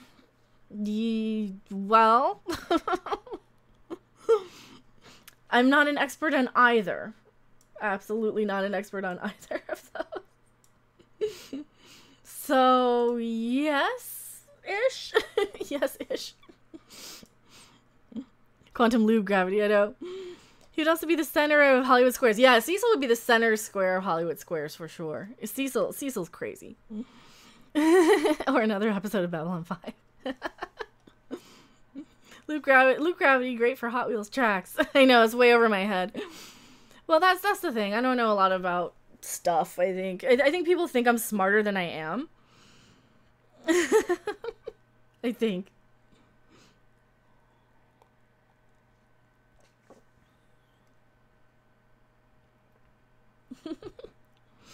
Yay, Doomcock's video is up to about 7,000 views. I did link Doomcock's video in my latest video and in my Superman video, just to kind of help with the algorithm. So hopefully it's gonna do better than my Superman video. Oh, thank you so much, Herpicus McDerby for the $2 super chat. Palpatine did nothing wrong. Well, thank you so much. I really appreciate it. And Palpatine kind of did something wrong. Palpatine kind of, I mean, well, maybe he didn't. He was just trying to take over the world or take over the galaxy like any Sith Lord would do. Defender of the Galaxy, I know. I got 8,000 views. My video is still doing better than his. His will surpass mine. Mine had 2 2-day heads up. Spocker Day's an eyebrow too. Fascinating. I'm full of stuff. I'm full of stuff too, but it's mostly Taco Bell and chocolate, and for a while it was tequila and Vicodin for a good decade. But you know, whatever. I don't think voting is any good if we get Trump. Well, this will not give us Trump, but it looks like we're probably going to get one more episode, so I'm going to go ahead and get it ready. Here, while we're talking, how are you guys doing in chat? If we do one more episode, by any means necessary. I'm going to make sure it's in the right place here.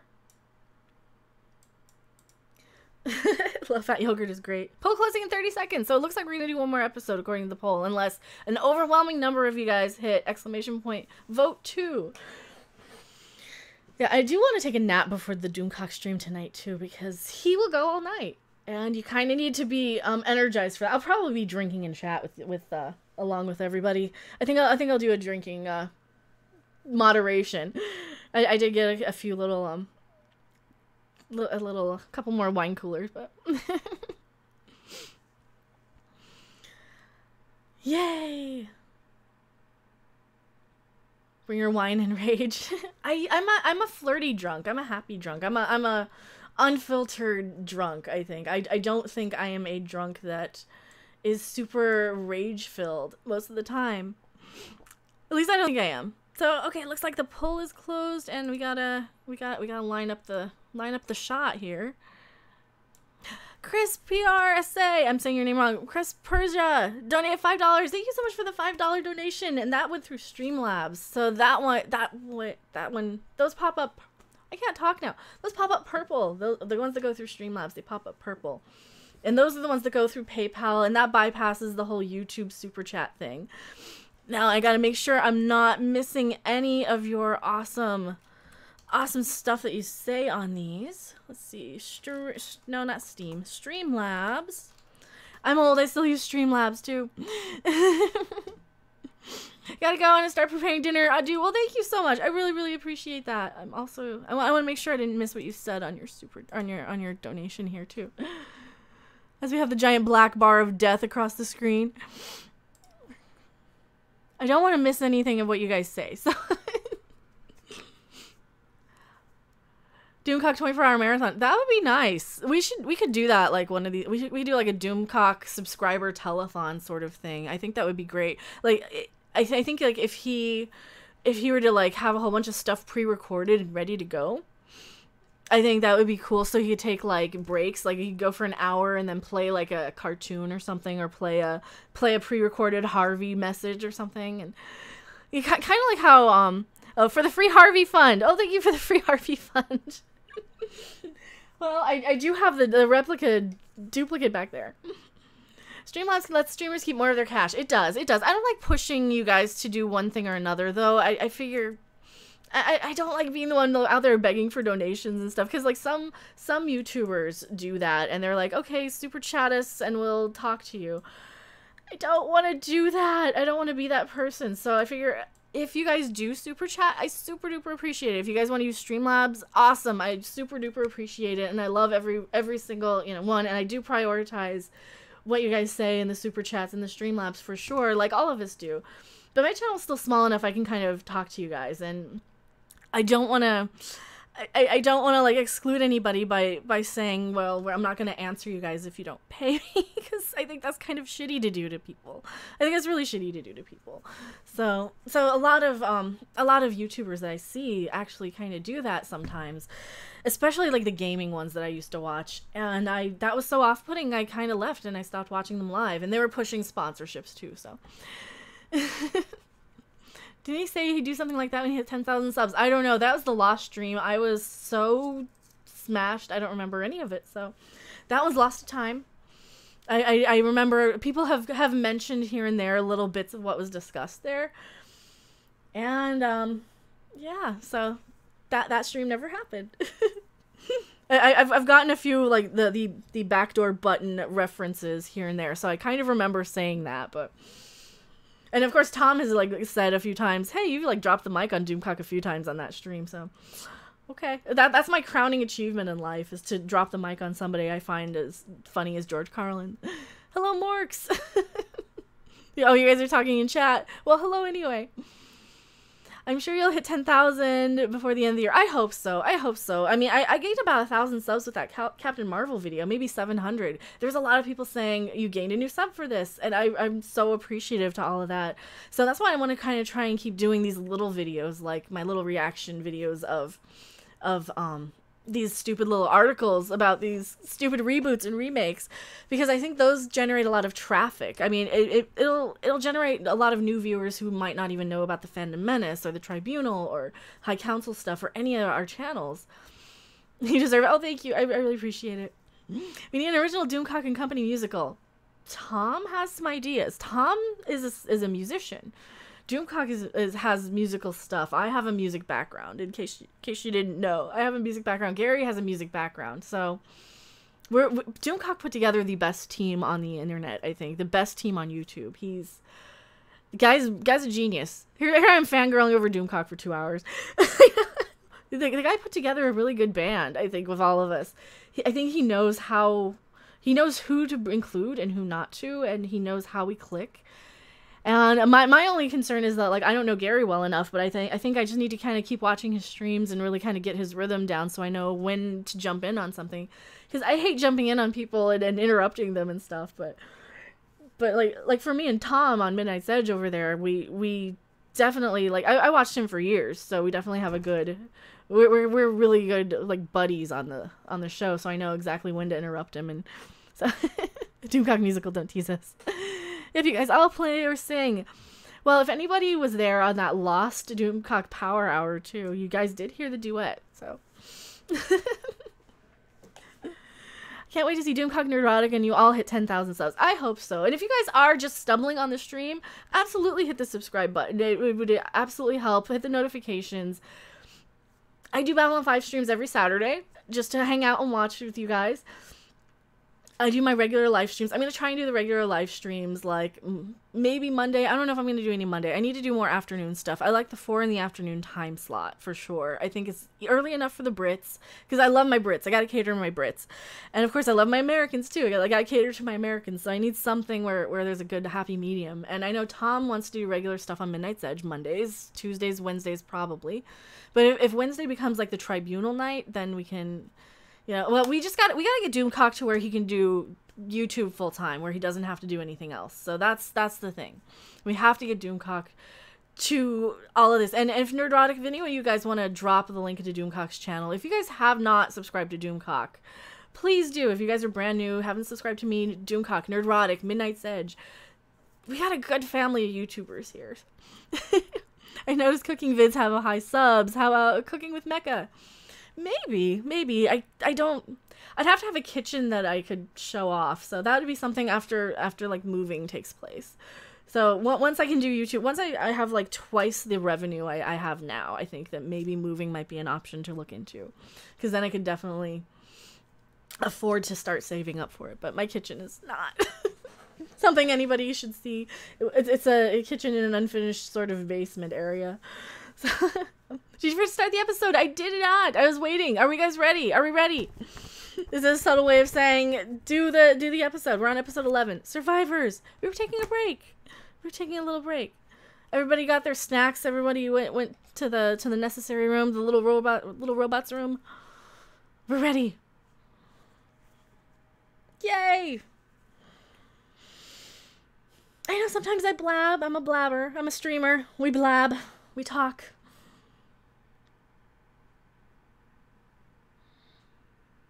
What is that? Giselle Field donated $2. Thank you so much for the $2 donation. I really, really appreciate that. No message. You can, yeah, but I always read you guys in chat too. The Streamlabs, I think, does allow you to... I just want to make sure I'm not missing a message. I talk so much, Mary Ashmead says. We just did 11. We are on 12. We are on episode 12. Yeah, we're on episode 12. By any means necessary. Thank you. I'm sorry. I said the wrong one. Episode 12. By any means necessary. This is so much easier going off digital. As much as I love physical. I'm already in a room full of little robots. Like how random is in a room full of DVDs. I know. And I've got my model kits over here you guys can't even see. What do you think of Article 11 and 13 that the EU recently put out and how it may affect your European audience? I don't know anything about it. I know nothing about it. I don't follow politics, which is probably pretty terrible of me. I am not... And I don't follow politics much because I do not have time to educate myself properly. But I think it's kind of a bad idea to... I think it's a bad idea to, like... Isn't it something like the net neutrality thing? Like, they're gonna lose half of our people, right? Yeah, just use a VPN. Just use a VPN.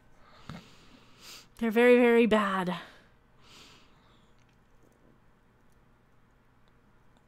It almost seems like every time something really horrible happens, like, nothing actually comes of it, but... Both sides should hate it. That's how bad it is. So why is it a thing? Why did it pass? The EU laws keep getting worse every day. I know. That's what I heard. Well, it started with, like, allowing...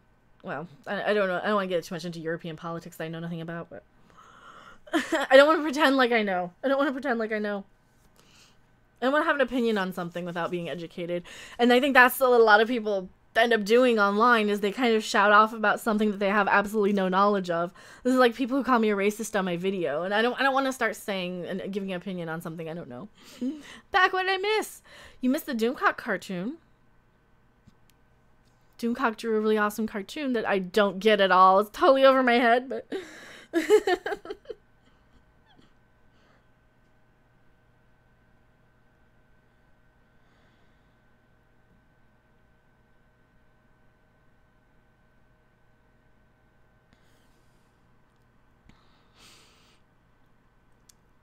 I do love the theme song in Babylon 5. It's very dramatic. I love the strings. I love the clash of the instruments. I love how they kind of bring the drums into the score so much. It has good music. And these new shows, like, I can't even hum the Discovery theme song until they get into the actual Star Trek ripoff at the end. I'm in the UK and my computer is in Burbank, California, apparently. Yeah.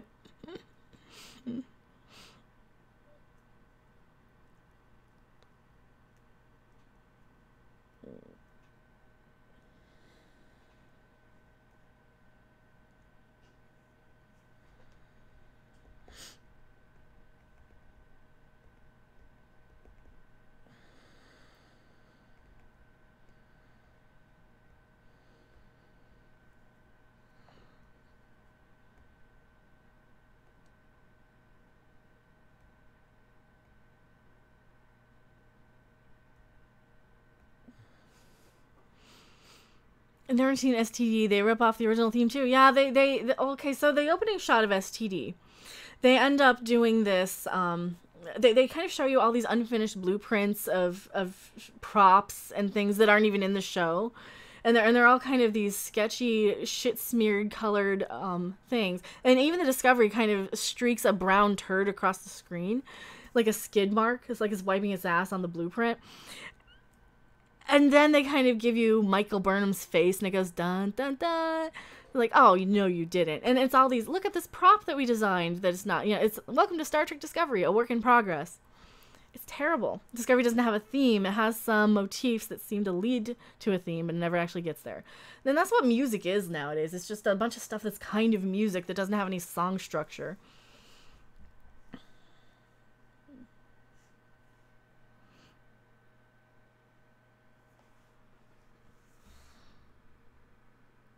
I love how much detail they made on Jakar too. Like, he has that full chest piece makeup design. I mean, sometimes they use, sometimes they don't. Obviously, for like when he's got the open robe stuff.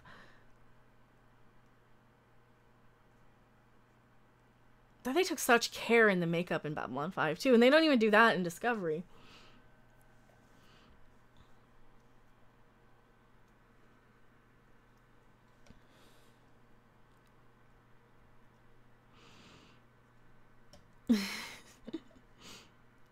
Start page, search engine, not Windows start page. Oh, it's pretty easy to go to the start page. Type the name of what you want to watch, click proxy, and use geolocation changing applet. I have to do that from Power Ranger stuff on YouTube. Oh, okay. Oh, this is the, this episode, okay, this episode could be so shit if any other show did this. This episode is about their it's union for their dock workers, basically.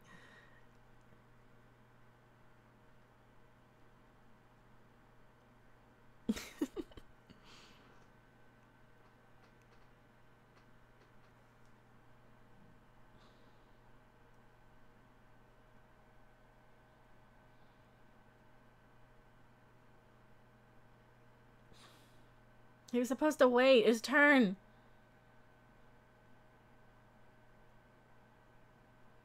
This totally is stuff that would happen. This is all like the behind the scenes stuff that you never see in Star Trek.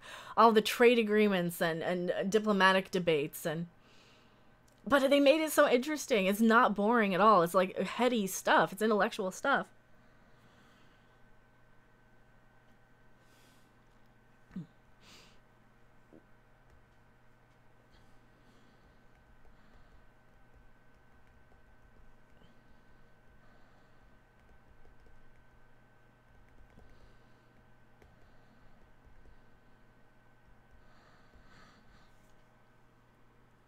Exactly. Believable and compelling. Yes. Yes. Good observation. Of course, introductions have been greatly depreciated now. Not like Phantom Menace. There's not a problem you can write about in Star Trek. Well, Star Trek isn't something that anymore it's not Star Trek anymore. It's Star Trek in logo only.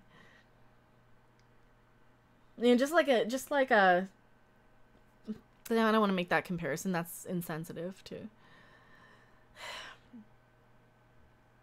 It's like, okay, have you ever done like Easter egg dyeing and you poke a hole in the bottom and you drain the egg out so you can get these elaborate Easter egg things? So it's just a really pretty painted shell, but there's no egg inside.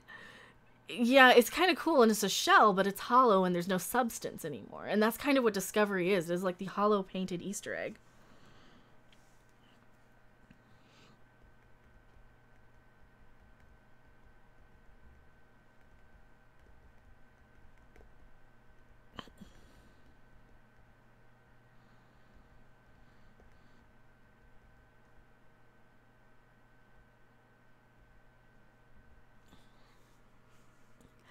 You notice the movie in a franchise is the most panned changes over time, such as Highlander 2 now being said to be worse than 3. Well, yeah, like some of them, yeah, like some of them for sure. Well, like, well, it depends on which one it is. Like, now with, like, Nemesis being, or not Nemesis, Insurrection being worse than Star Trek 5. Star Trek 5 was always the worst until Insurrection came out, and then now with, like, the new JJ stuff, you've got Into Darkness is the worst, but STD is self-parody. It kind of is. The Jakar and Malari dynamic is brilliant. I love Jakar and Londo playing off each other. The episode they're trapped in the elevator. One of my favorite things in Babylon 5. They're trapped in the elevator. They're going to kill each other, but they're there laughing. And then they're the best frenemies, I think, on screen ever, or on television. Star Trek 5 is great, damn it. It's good. It's good in its own way. It's kind of crap, but it's kind of good in its own way. I think I find it a little bit more watchable than 6, to be honest, in some parts. I don't know. I haven't seen 6 in so long. Now I gotta go back and watch it. Maybe we'll do like Star Trek watch parties in the future too. Nemesis is a good example too. I still think Insurrection is the worst. Yeah, well, Nemesis I like though. I like Nemesis a lot more than Insurrection because it had some cool stuff. Ron Perlman as the Praetor or whatever, not the Praetor. Who the hell was he? Who the hell was he? I can't remember who it was.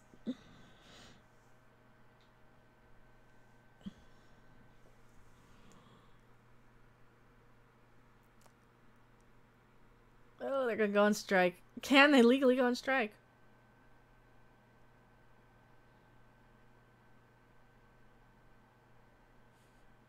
The Viceroy. That's his name. The Viceroy. Oh, man. No, this is a cheesy. Okay, I don't mind it. I don't mind it so much.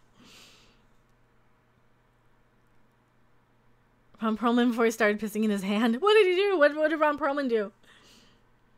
I don't keep track of stuff. Like, there's a whole decade that I don't know when anything happened because I was in the 60s. Like, literally, I was living in the 60s. I was high as a kite listening to Monterey Pop stuff and Eric Burden. Is it legal? Yes, is the strike legal?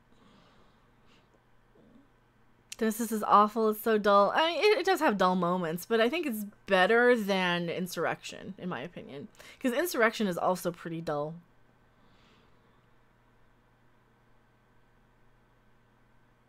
Yeah, Insurrection is the one with F. Murray Abraham. I actually have that character in Timelines. It's pretty decent. He's a legendary. He's a 5-star. Which doesn't mean anything if you don't know what that is, but...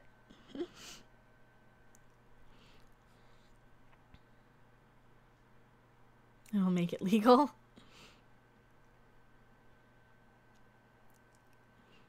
So anyone's thinking along, we're on episode 12. By any means necessary. 12 minutes in, 12:30. 12:35, 36.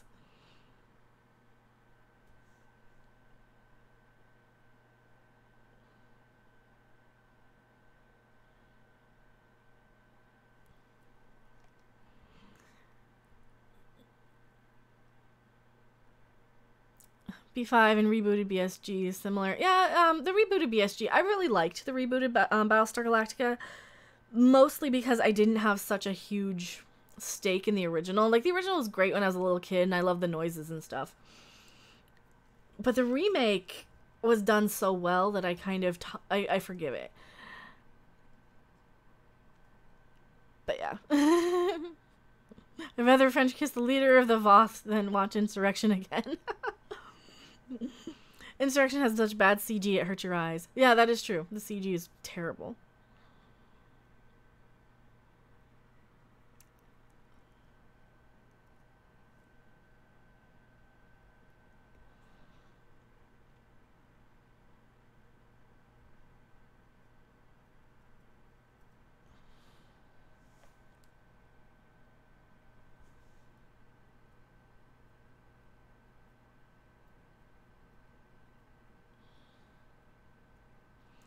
Like, she does have a point. I've kind of been there with a lot of the shitty jobs that I've dealt with, where you end up, it's sad, but you kind of end up in the situation where you don't have enough people to do the job, and they won't hire anybody else. But it's never been like life and death sort of jobs in my experience. So at least there's that. But of course, I've never ever really made a living wage either in the sort of jobs that I work. So this is why you need unions. It is why you need unions.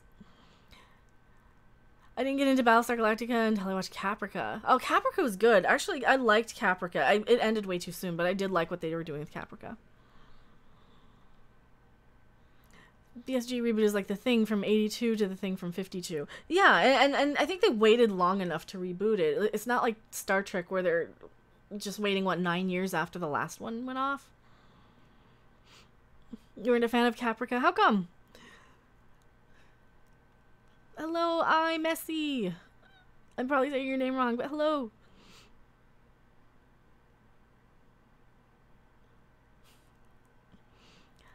Hello, Thomas Smart. Hi, Random. Good to see your channel going well. What do you think of the Altered Carbon series? I've never watched it. I've actually never watched Altered Carbon. I don't watch a lot of new stuff usually until it's done. Is it like an over and done with? Because if it's like over and done with, then I might check it out, but I think just finally got Netflix last year. So I'm one of those people, I kind of rely on DVDs. Full series is done. It is mad as fuck. Is it mad as fuck? Is it good? Is it good? I don't know. I don't even know what it's about. In Indiana, no bathroom breaks. The workers wear diapers. Damn right we need unions. Oh, in India. In India. Yeah, that's true. Like, the worst thing my job did was, like, work 12, 13, 14, 15-hour days to get something done without... Because you didn't have the overtime unless you went 40 hours that week, so... And, of course, working with no air conditioning in Vegas and no lights at, like, 5 in the morning. That was pretty bad, too.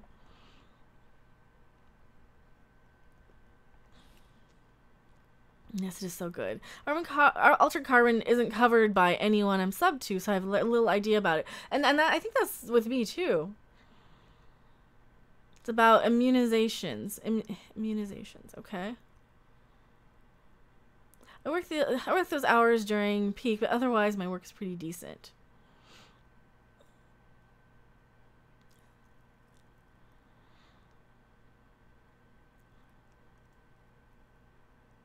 Great series beats Blade Runner. Here's the thing about Blade Runner. The first time I saw Blade Runner, I didn't really care about it. I found myself being bored and annoyed. The second time I watched Blade Runner was a little bit better. It was a little bit better of an experience because it was right before the second movie came out.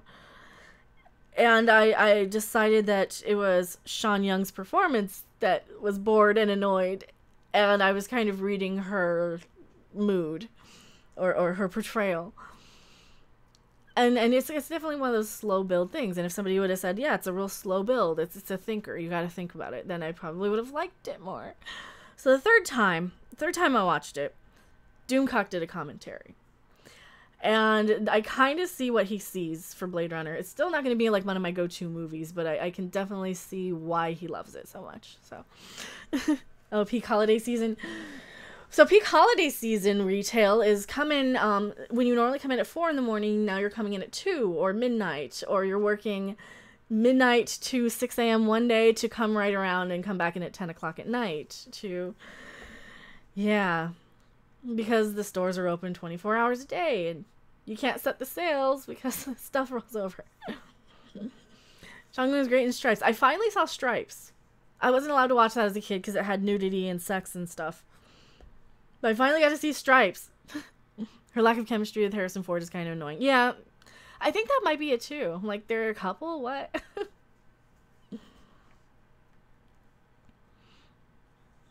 Blade Runner was great. Harrison Ford wasn't.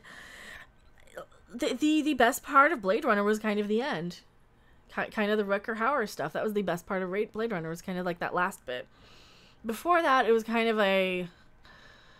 I don't know. I don't know if it's my type of science fiction. When do we have Random take the whatever conf test? I think it's already been established that I am synthetic. So Rutger Hauer steals a movie. Yeah, he ad-libbed the last speech, and it was good. It was good. It was very well done.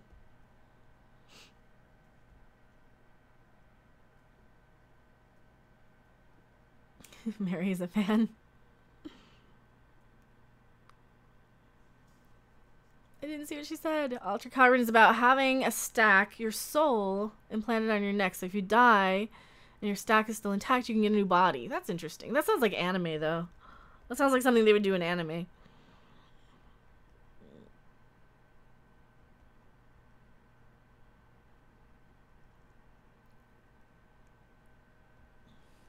This guy's so weaselly. Also, the set design is breathtaking. I'm off to meet my brother for dinner. Take care. Hail Doomcock. Well, thank you for being here, Herpicus McDurpington. And hail Doomcock.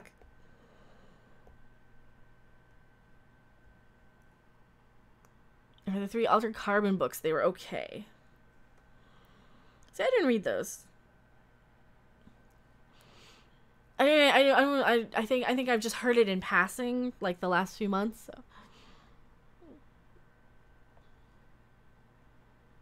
So Metropolis-like.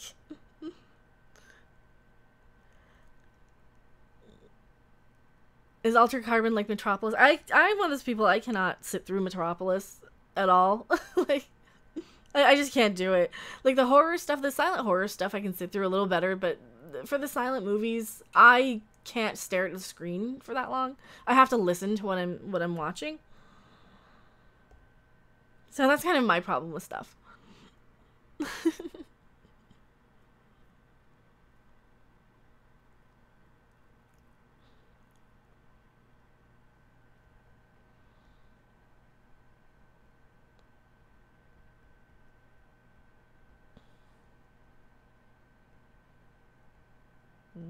That's why you always get it in writing. There's no written agreement. You always get everything in writing if you're getting into some agreement. It's about a man who gets a new body to solve a murder of a rich guy who's supposed to be imprisoned for 500 years. All right. Would you watch a Judge Dredd TV show? I never watched the movies, so no, probably not. So many bad versions of Metropolis are out there. Yeah, and I've never watched Metropolis.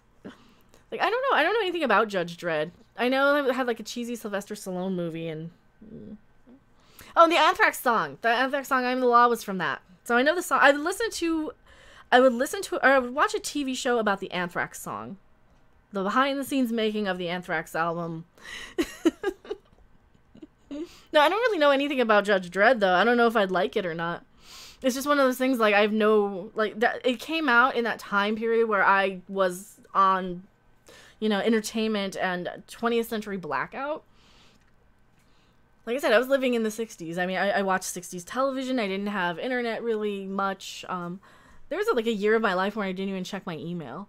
Like, I was like just out of touch. I was working to death. I would be, you know, go to work, come home, veg out, repeat, and that was my life for like a decade. So I don't even know any pop culture stuff for a good decade. Andre, I'm mad on Midnight's Edge is mad for Dread. See, Andre's cool. Andre's kind of intimidating. I haven't gotten to talk to Andre. I'm kind of scared of him. Judge Dredd is awful. Dredd is genius. See, and I didn't even know there was like another one until a couple years ago. I didn't know they remade it. Late to the watch party. Did you get the digital versions? I got the digital rips of the replacement DVDs because I want physical. But I am watching off digital just to avoid any problems with the drive.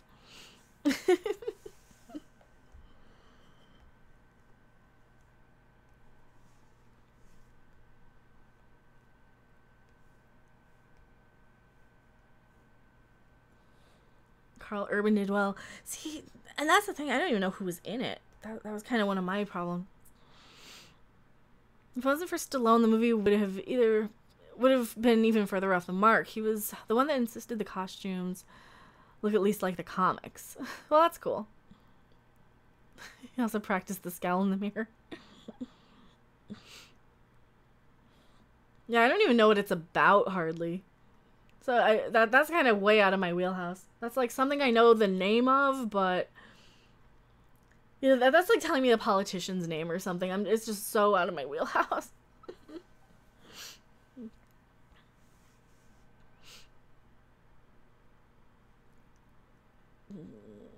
Wow, you are live. I am live. Hello, Kronos. We are live. We're watching Babylon 5. We are on episode 12. By any means necessary. The workers' union episode. Actually, it's not a bad episode. None of these are really bad episodes.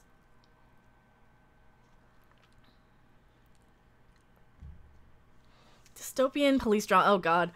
I hate dystopian stuff. I really hate dystopian stuff. I really hate dystopian stuff. Yeah, that's probably why I never watched it. That's why I don't play, like, Fallout. Or... I think Demolition Man was kind of, like, the only thing I can take from that. Me too. You also hate dystopian police stuff? Or dystopian society stuff? That's why I can't watch any like the Hunger Games, because those are just taxing. Or Maze Runner. Is that the name of them?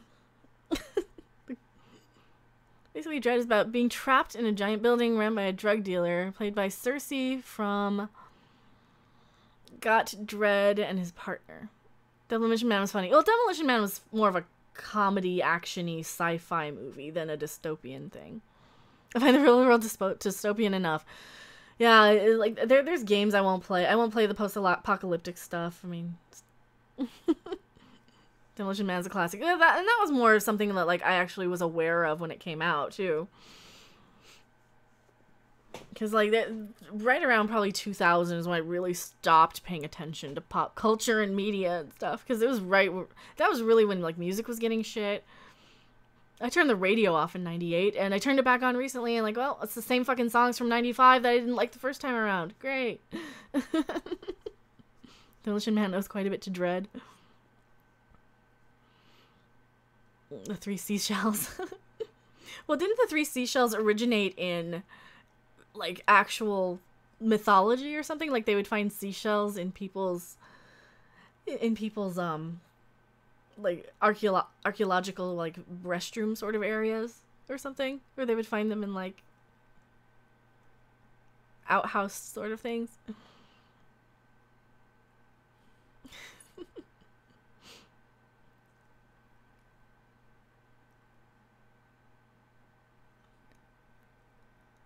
Oh no.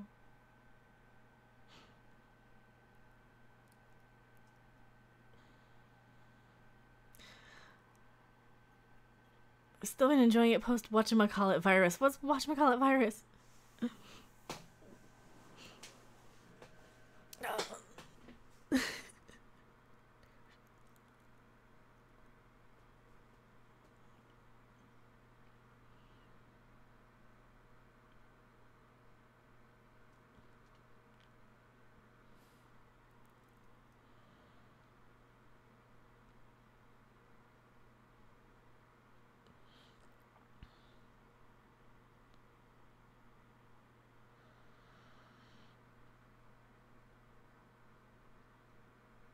Sorry, I'm like paying attention to the show. I got quiet for a second there.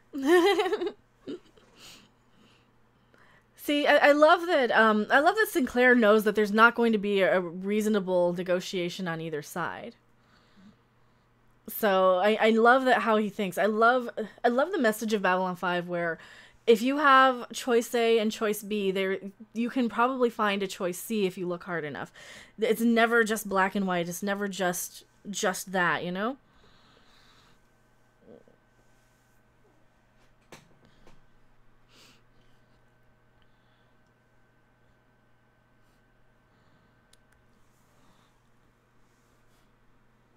Take the budget problem to the Senate. I am the Senate. Yeah, compromise. There's always a compromise.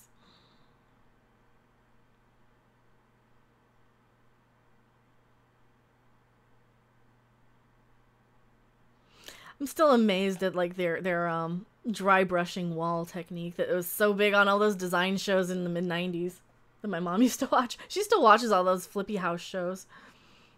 They're like, we're gonna fix this house up and flip it.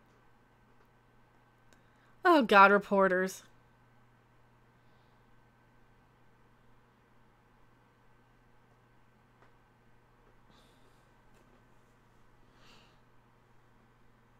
See, at least they're on spaceships and not airplanes for the most part.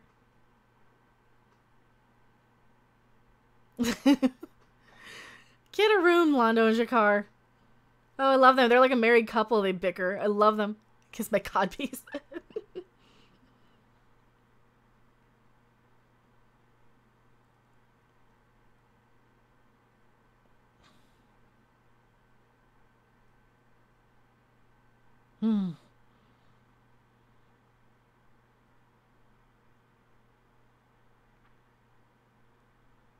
Yep, they shouldn't be in command and control. I love her.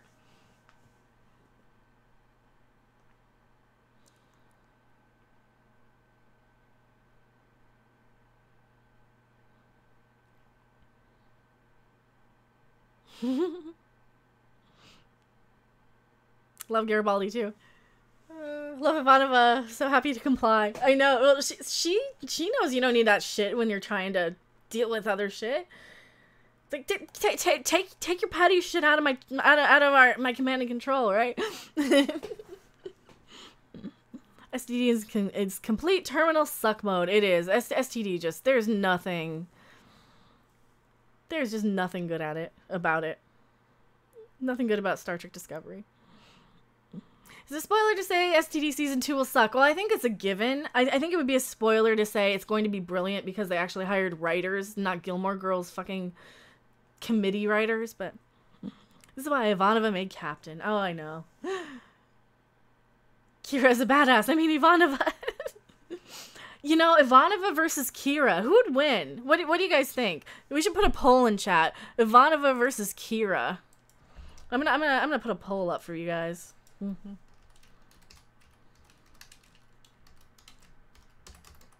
Who would win in a fight? Or who's the better character?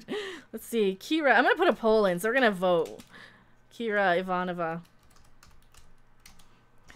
We're gonna put it up for 6 minutes. Option 1 is Ivanova. Option 2 is Kira. Yeah, we create a new poll. So exclamation point vote. And then which number you choose for. I vote for Ivanova because she is my favorite. She's always right.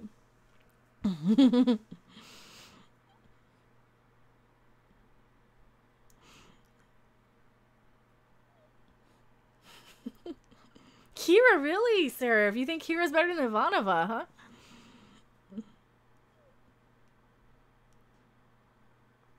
I can get through the first season, maybe 4 episodes. I'm like Gary. I'll give it 4 episodes. I watched every single episode of Discovery more than once.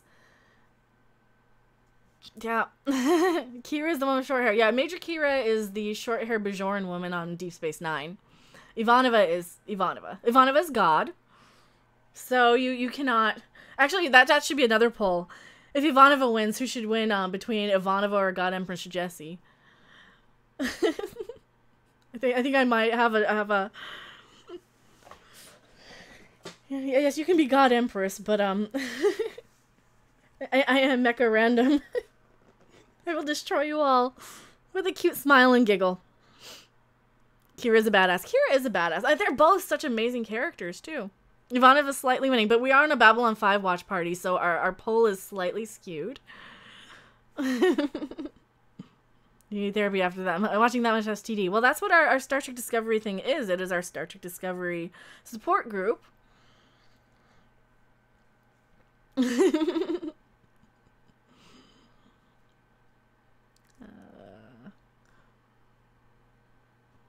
love both too. It's such a hard decision. It is such a hard decision. You know, Deep Space Nine is so good. So is Babylon 5.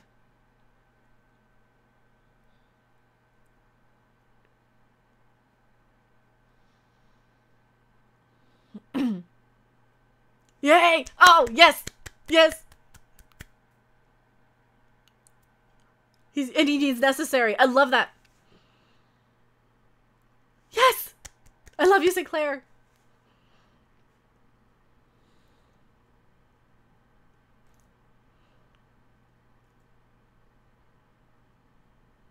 See, he had to let him get to the Rush Act. He had to let them do that.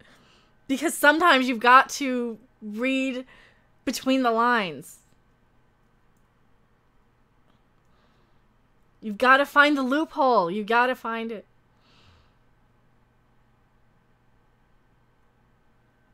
Mm-hmm. Yes. Never hand someone a gun unless you're sure what your point. I love this episode so much. This is why I love Babylon 5.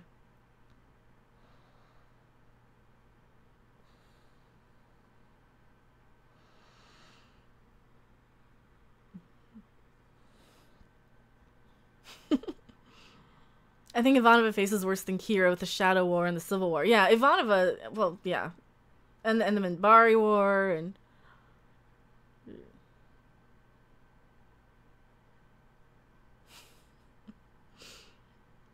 And that is how you end a negotiation.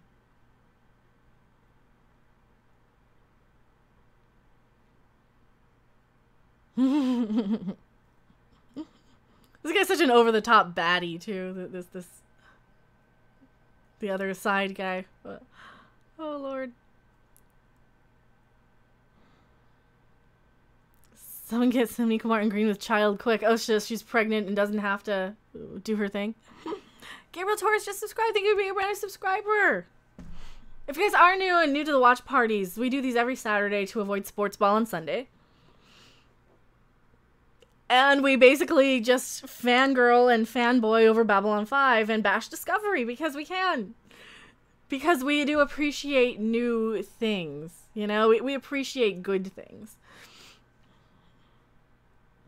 Did they show what Ivanova was doing during the Minbari War? She was back on Earth. I think she was still a teenager. She was back on Earth a teenager because her brother was in the war.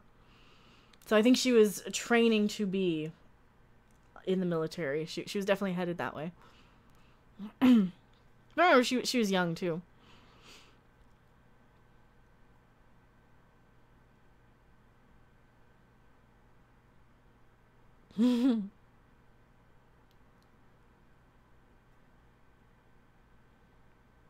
Ah, the Jaquanas.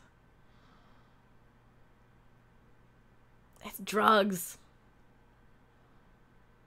We still need to try The Expanse. It may surprise you. I will watch it once it's done. I will watch it once it runs its course for sure. Unless it has some unsatisfactory ending in which I'm not going to invest years of my life watching something. No. You know, if it's something where they're like, oh, and the ending sucked, then I'll be like, yep, glad I skipped it. I do need to try it. Maybe I will. I just couldn't get past the first opening stuff. It's so blue. There's no color. And like, this is very gray. I will give Babylon 5 that Babylon 5 is very gray and blue as well.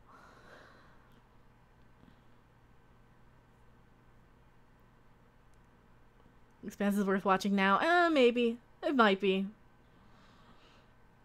You know, maybe when I can dedicate more time to YouTube and stuff. When I can... Maybe when I'm like a double where I am now, YouTube-wise, I'll start giving it a shot. Vote closed. Most votes for Ivanova. Ivanova is the best. She would win between Ivanova or Kira. I wasn't crazy about the end of Babylon 5, but I still love the series. Exactly. Well, and the war wrapped up really well. We had a satisfactory conclusion, in my opinion.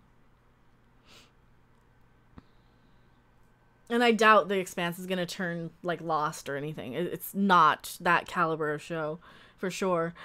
From everything I've heard about it, I have faith that they're not going to give us a Lost ending. Recount.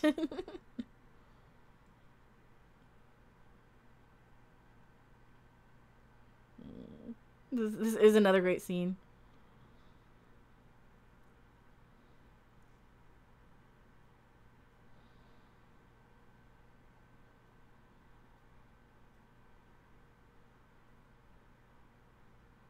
I'm not admitting to having it, mind you, but I do have it. Sinclair had great dialogue. Everybody had great dialogue. Sinclair was so well written. And they kind of even did the same thing with Sheridan, where you still had these characters, these wise characters that you believed were in positions of authority.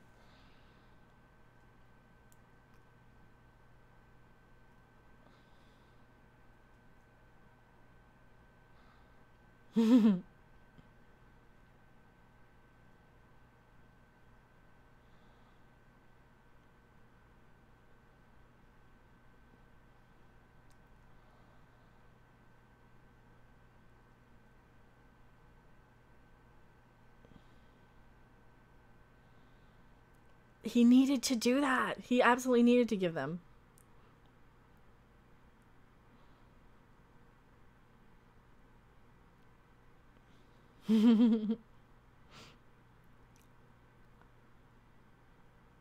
Oh, Orange Zento can stuff it.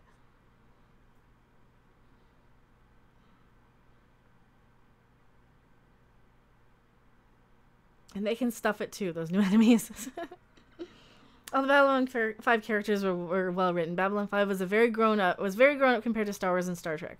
Yeah, absolutely. And even Star Trek, even yeah. This is definitely like the this is kind of like the CNN of, or C-SPAN of science fiction in a lot of ways. But not even as like an insult or anything. It's quality intellectual debate and discussion, and I love that. And that has formed so much of my personality, I think, is finding that third option. When it looks black or white, there's always a gray somewhere. There's always a way around. There's always a way to game the system. There's always a way to get away with something. Hope the Babylon 5 gets never rebooted. Not nowadays, anyway. Yes.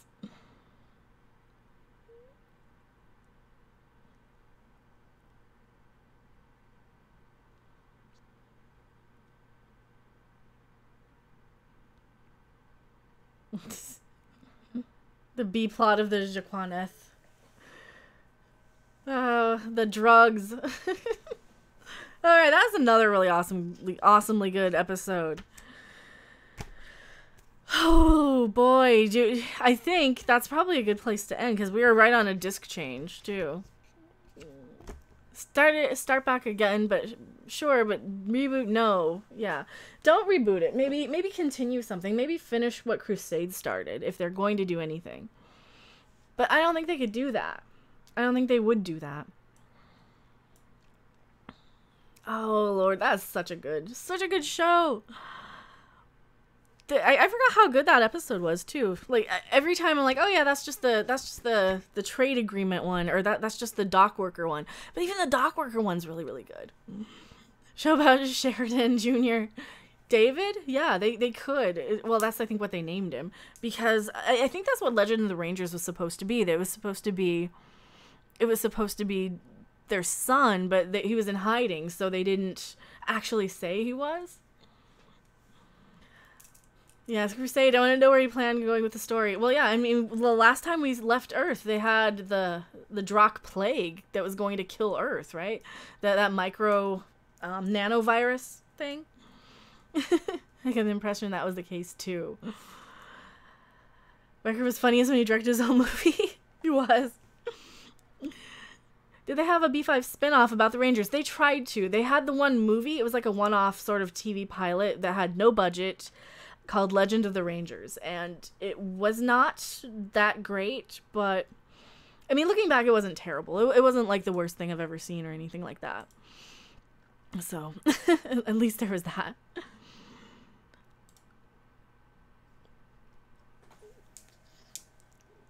With the writers with zero sci-fi experience. Oh yeah, don't reboot it with writers with no sci-fi experience. Don't give us a room full of Gilmore Girls writers. Wow, so this has been a fun afternoon. Thank you guys so much for hanging out. Viruses are already nano. I know. Crusade was the search for the cure to the plague, and the clock was ticking. All life on Earth was to be wiped out in 5 years. The next episode is Signs and Portents, though. The next episode absolutely is. I'm thinking about stopping before there, so we have a really great one to open on next week. Because we've been going almost 3 hours, and I'm starving. I ate a stupid thing that like didn't agree with me earlier, so I ate basically, it's like a TV dinner sort of thing with just broccoli and pasta, and it has like no meat or anything else in it, so I'm like starving. I know. Hail Mecha Random. Mork says. Hail Nerdotic says. All hail Mecha Random. Well, thank you. All hail Nerdrotic. All hail Morks. All hail all you guys. When is Mead live? Mead is going to be live definitely Monday. I think Tom was saying something about seeing the Predator movie. I don't know if he went today. I haven't talked to him today yet. I think he said something about that. But tonight, it looks like we might all get on mic with Doomcock, according to our our little our private meetings that you guys can't see. No, our tribunal stuff, because I think the Superman thing is a good thing to start off putting on trial. We don't really have like a formed structure. When is Doomcock on? 5 hours. 5 hours from now. Come back in 5 hours on Doomcock's channel. Hopefully you guys will all still be up. Have a good dinner. Go out. Get wasted. Don't drink and drive though, obviously. Get laid. Get dinner. Whatever you guys are gonna get. Get groceries. Get adult stuff taken care of. Has anybody seen Doomcock without his mask, really, Brandon G? Doomcock has a mask under his mask. That is absolutely true, Mork says. He has a mask underneath the mask. Well, actually, it's face paint under the mask so nobody sees it. Doomcock is for Cecil, Harvey Cthulhu with Robbie Rectum. You had oral surgery yesterday. No food since Thursday. Oh, I'm so sorry. Hopefully you can have, like, milkshakes and all kinds of yummy liquid stuff. Harvey has seen him in his undershorts and bunny slippers. See, that's kind of how I imagine Doomcock, with like bunny slippers and boxer shorts with like hearts on them in the robe, just like Jesse Cox had his character on Saints Row. That's kind of how I picture Doomcock. Pizza smoothies. Oh no, pizza. Oh my god. Yeah, smoothies are wonderful. Pizza might be a good idea tonight. I think tonight might be a pizza night. He'd be frozen if you saw his true face. I don't know. Maybe he's gorgeous. He might be like the most handsomest person ever, and he just doesn't want all of the attention that would draw, you know? Or he could be somebody famous, and he doesn't want any of us to know.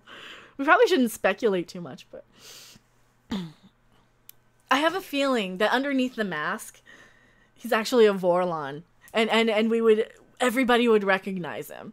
So under his mask, it would be, no, I can't. I would be recognized. Everyone would see me. Doomcock has snakes for hair like a male Gorgon. No, Doomcock is a Vorlon. That has to be it. Doomcock has to be Kosh underneath that. Doomcock is a robot. What if Doomcock is a robot? He might be. It's Kosh. Doomcock's face is so beautiful under the mask that no one ever lives more than 66 seconds before dying. That could be. He could be very, very handsome for all we know. He'll send his minions to silence you. But I am one of his minions. Can I silence myself? I feel certain that if everyone else knew who Doomcock was by looking at him, I'd still not. See, that would be me too. I'd be like, okay, you're this guy that I've never heard of. Great. That would be my luck. For sure. That would absolutely be my luck. So a WWZ reference. Oh, I haven't seen it. He can't be a robot. He's too passionate. Well, he did build me, and I'm pretty passionate about things I hate and love too, so maybe he is a robot, and we don't know. We just don't. There's no way of knowing. 1 million subs, and he will do a face reveal. He has promised at 1 million subs, he will do a face reveal, so get to work getting those bots to sub to him, guys. 1 million, and he will do a face reveal. That's what he needs to start doing, is marketing. I will do my face reveal at 1 million subs. Doomcock built me. He is your god. Absolutely. He's either my god or my daddy. One or the other. Or both. He's kind of like that. He has programmable passion. He's afraid to be doxxed living in SJW Austin. Well, do we know he actually lives in Austin? He might just have a mailing address there. That he has a tunnel from the center of the earth. He might actually live somewhere else. We don't know that. You mean built by Harvey? Doomcock is a robot built by Harvey Cthulhu. To convince us all to let Harvey out of his containment field. Here's a question. What question? Either that or accidentally seeing his real handsome face could kill you by giving you extreme erections. Perhaps he is a she. Oh, that could be too. I think he said Austin one time. Well, he has a P.O. box in Austin. Absolutely. How does Doomcock know if it's morning or afternoon if he lives underground? Well, he goes on Central Time, probably to keep coordinated with the real world. And it's kind of a good central point of the United States. So not too late, not too early.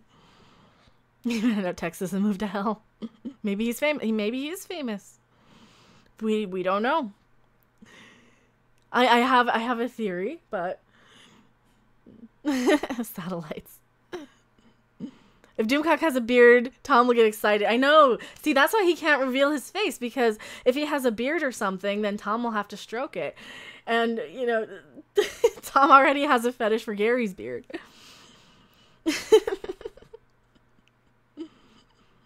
He can't be a she. He didn't crash his TARDIS. That's true. He did not crash his TARDIS. Oh, well, we probably shouldn't speculate too much, but I'm sure he loves that we're talking about him. But yeah, 1 million subs and he'll do a face reveal for sure. So hopefully everybody will be rested up. 5 hours from now, Doomcock's channel, we will be there. I don't know if we're all going to get on mic or something. It might be the first Tribunal official or the first practice run again.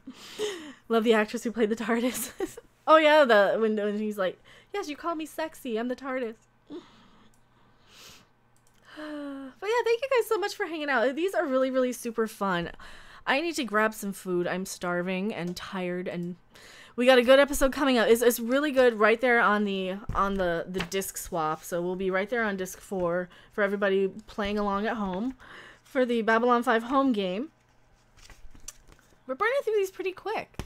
Do you have a stenographer? I don't. I need a stenographer. I get weepy thinking about that episode. I get weepy thinking about all the episodes.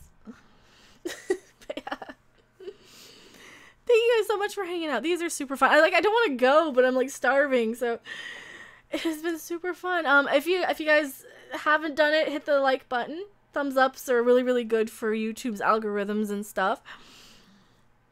What else? Subscribe if you are brand new. Subscribe to Doomcock. Subscribe to Gary over at Nerdrotic. Subscribe to Tom at Midnight's Edge After Dark and his main channel that he does with Andre, or it's mostly Andre's channel, Midnight's Edge.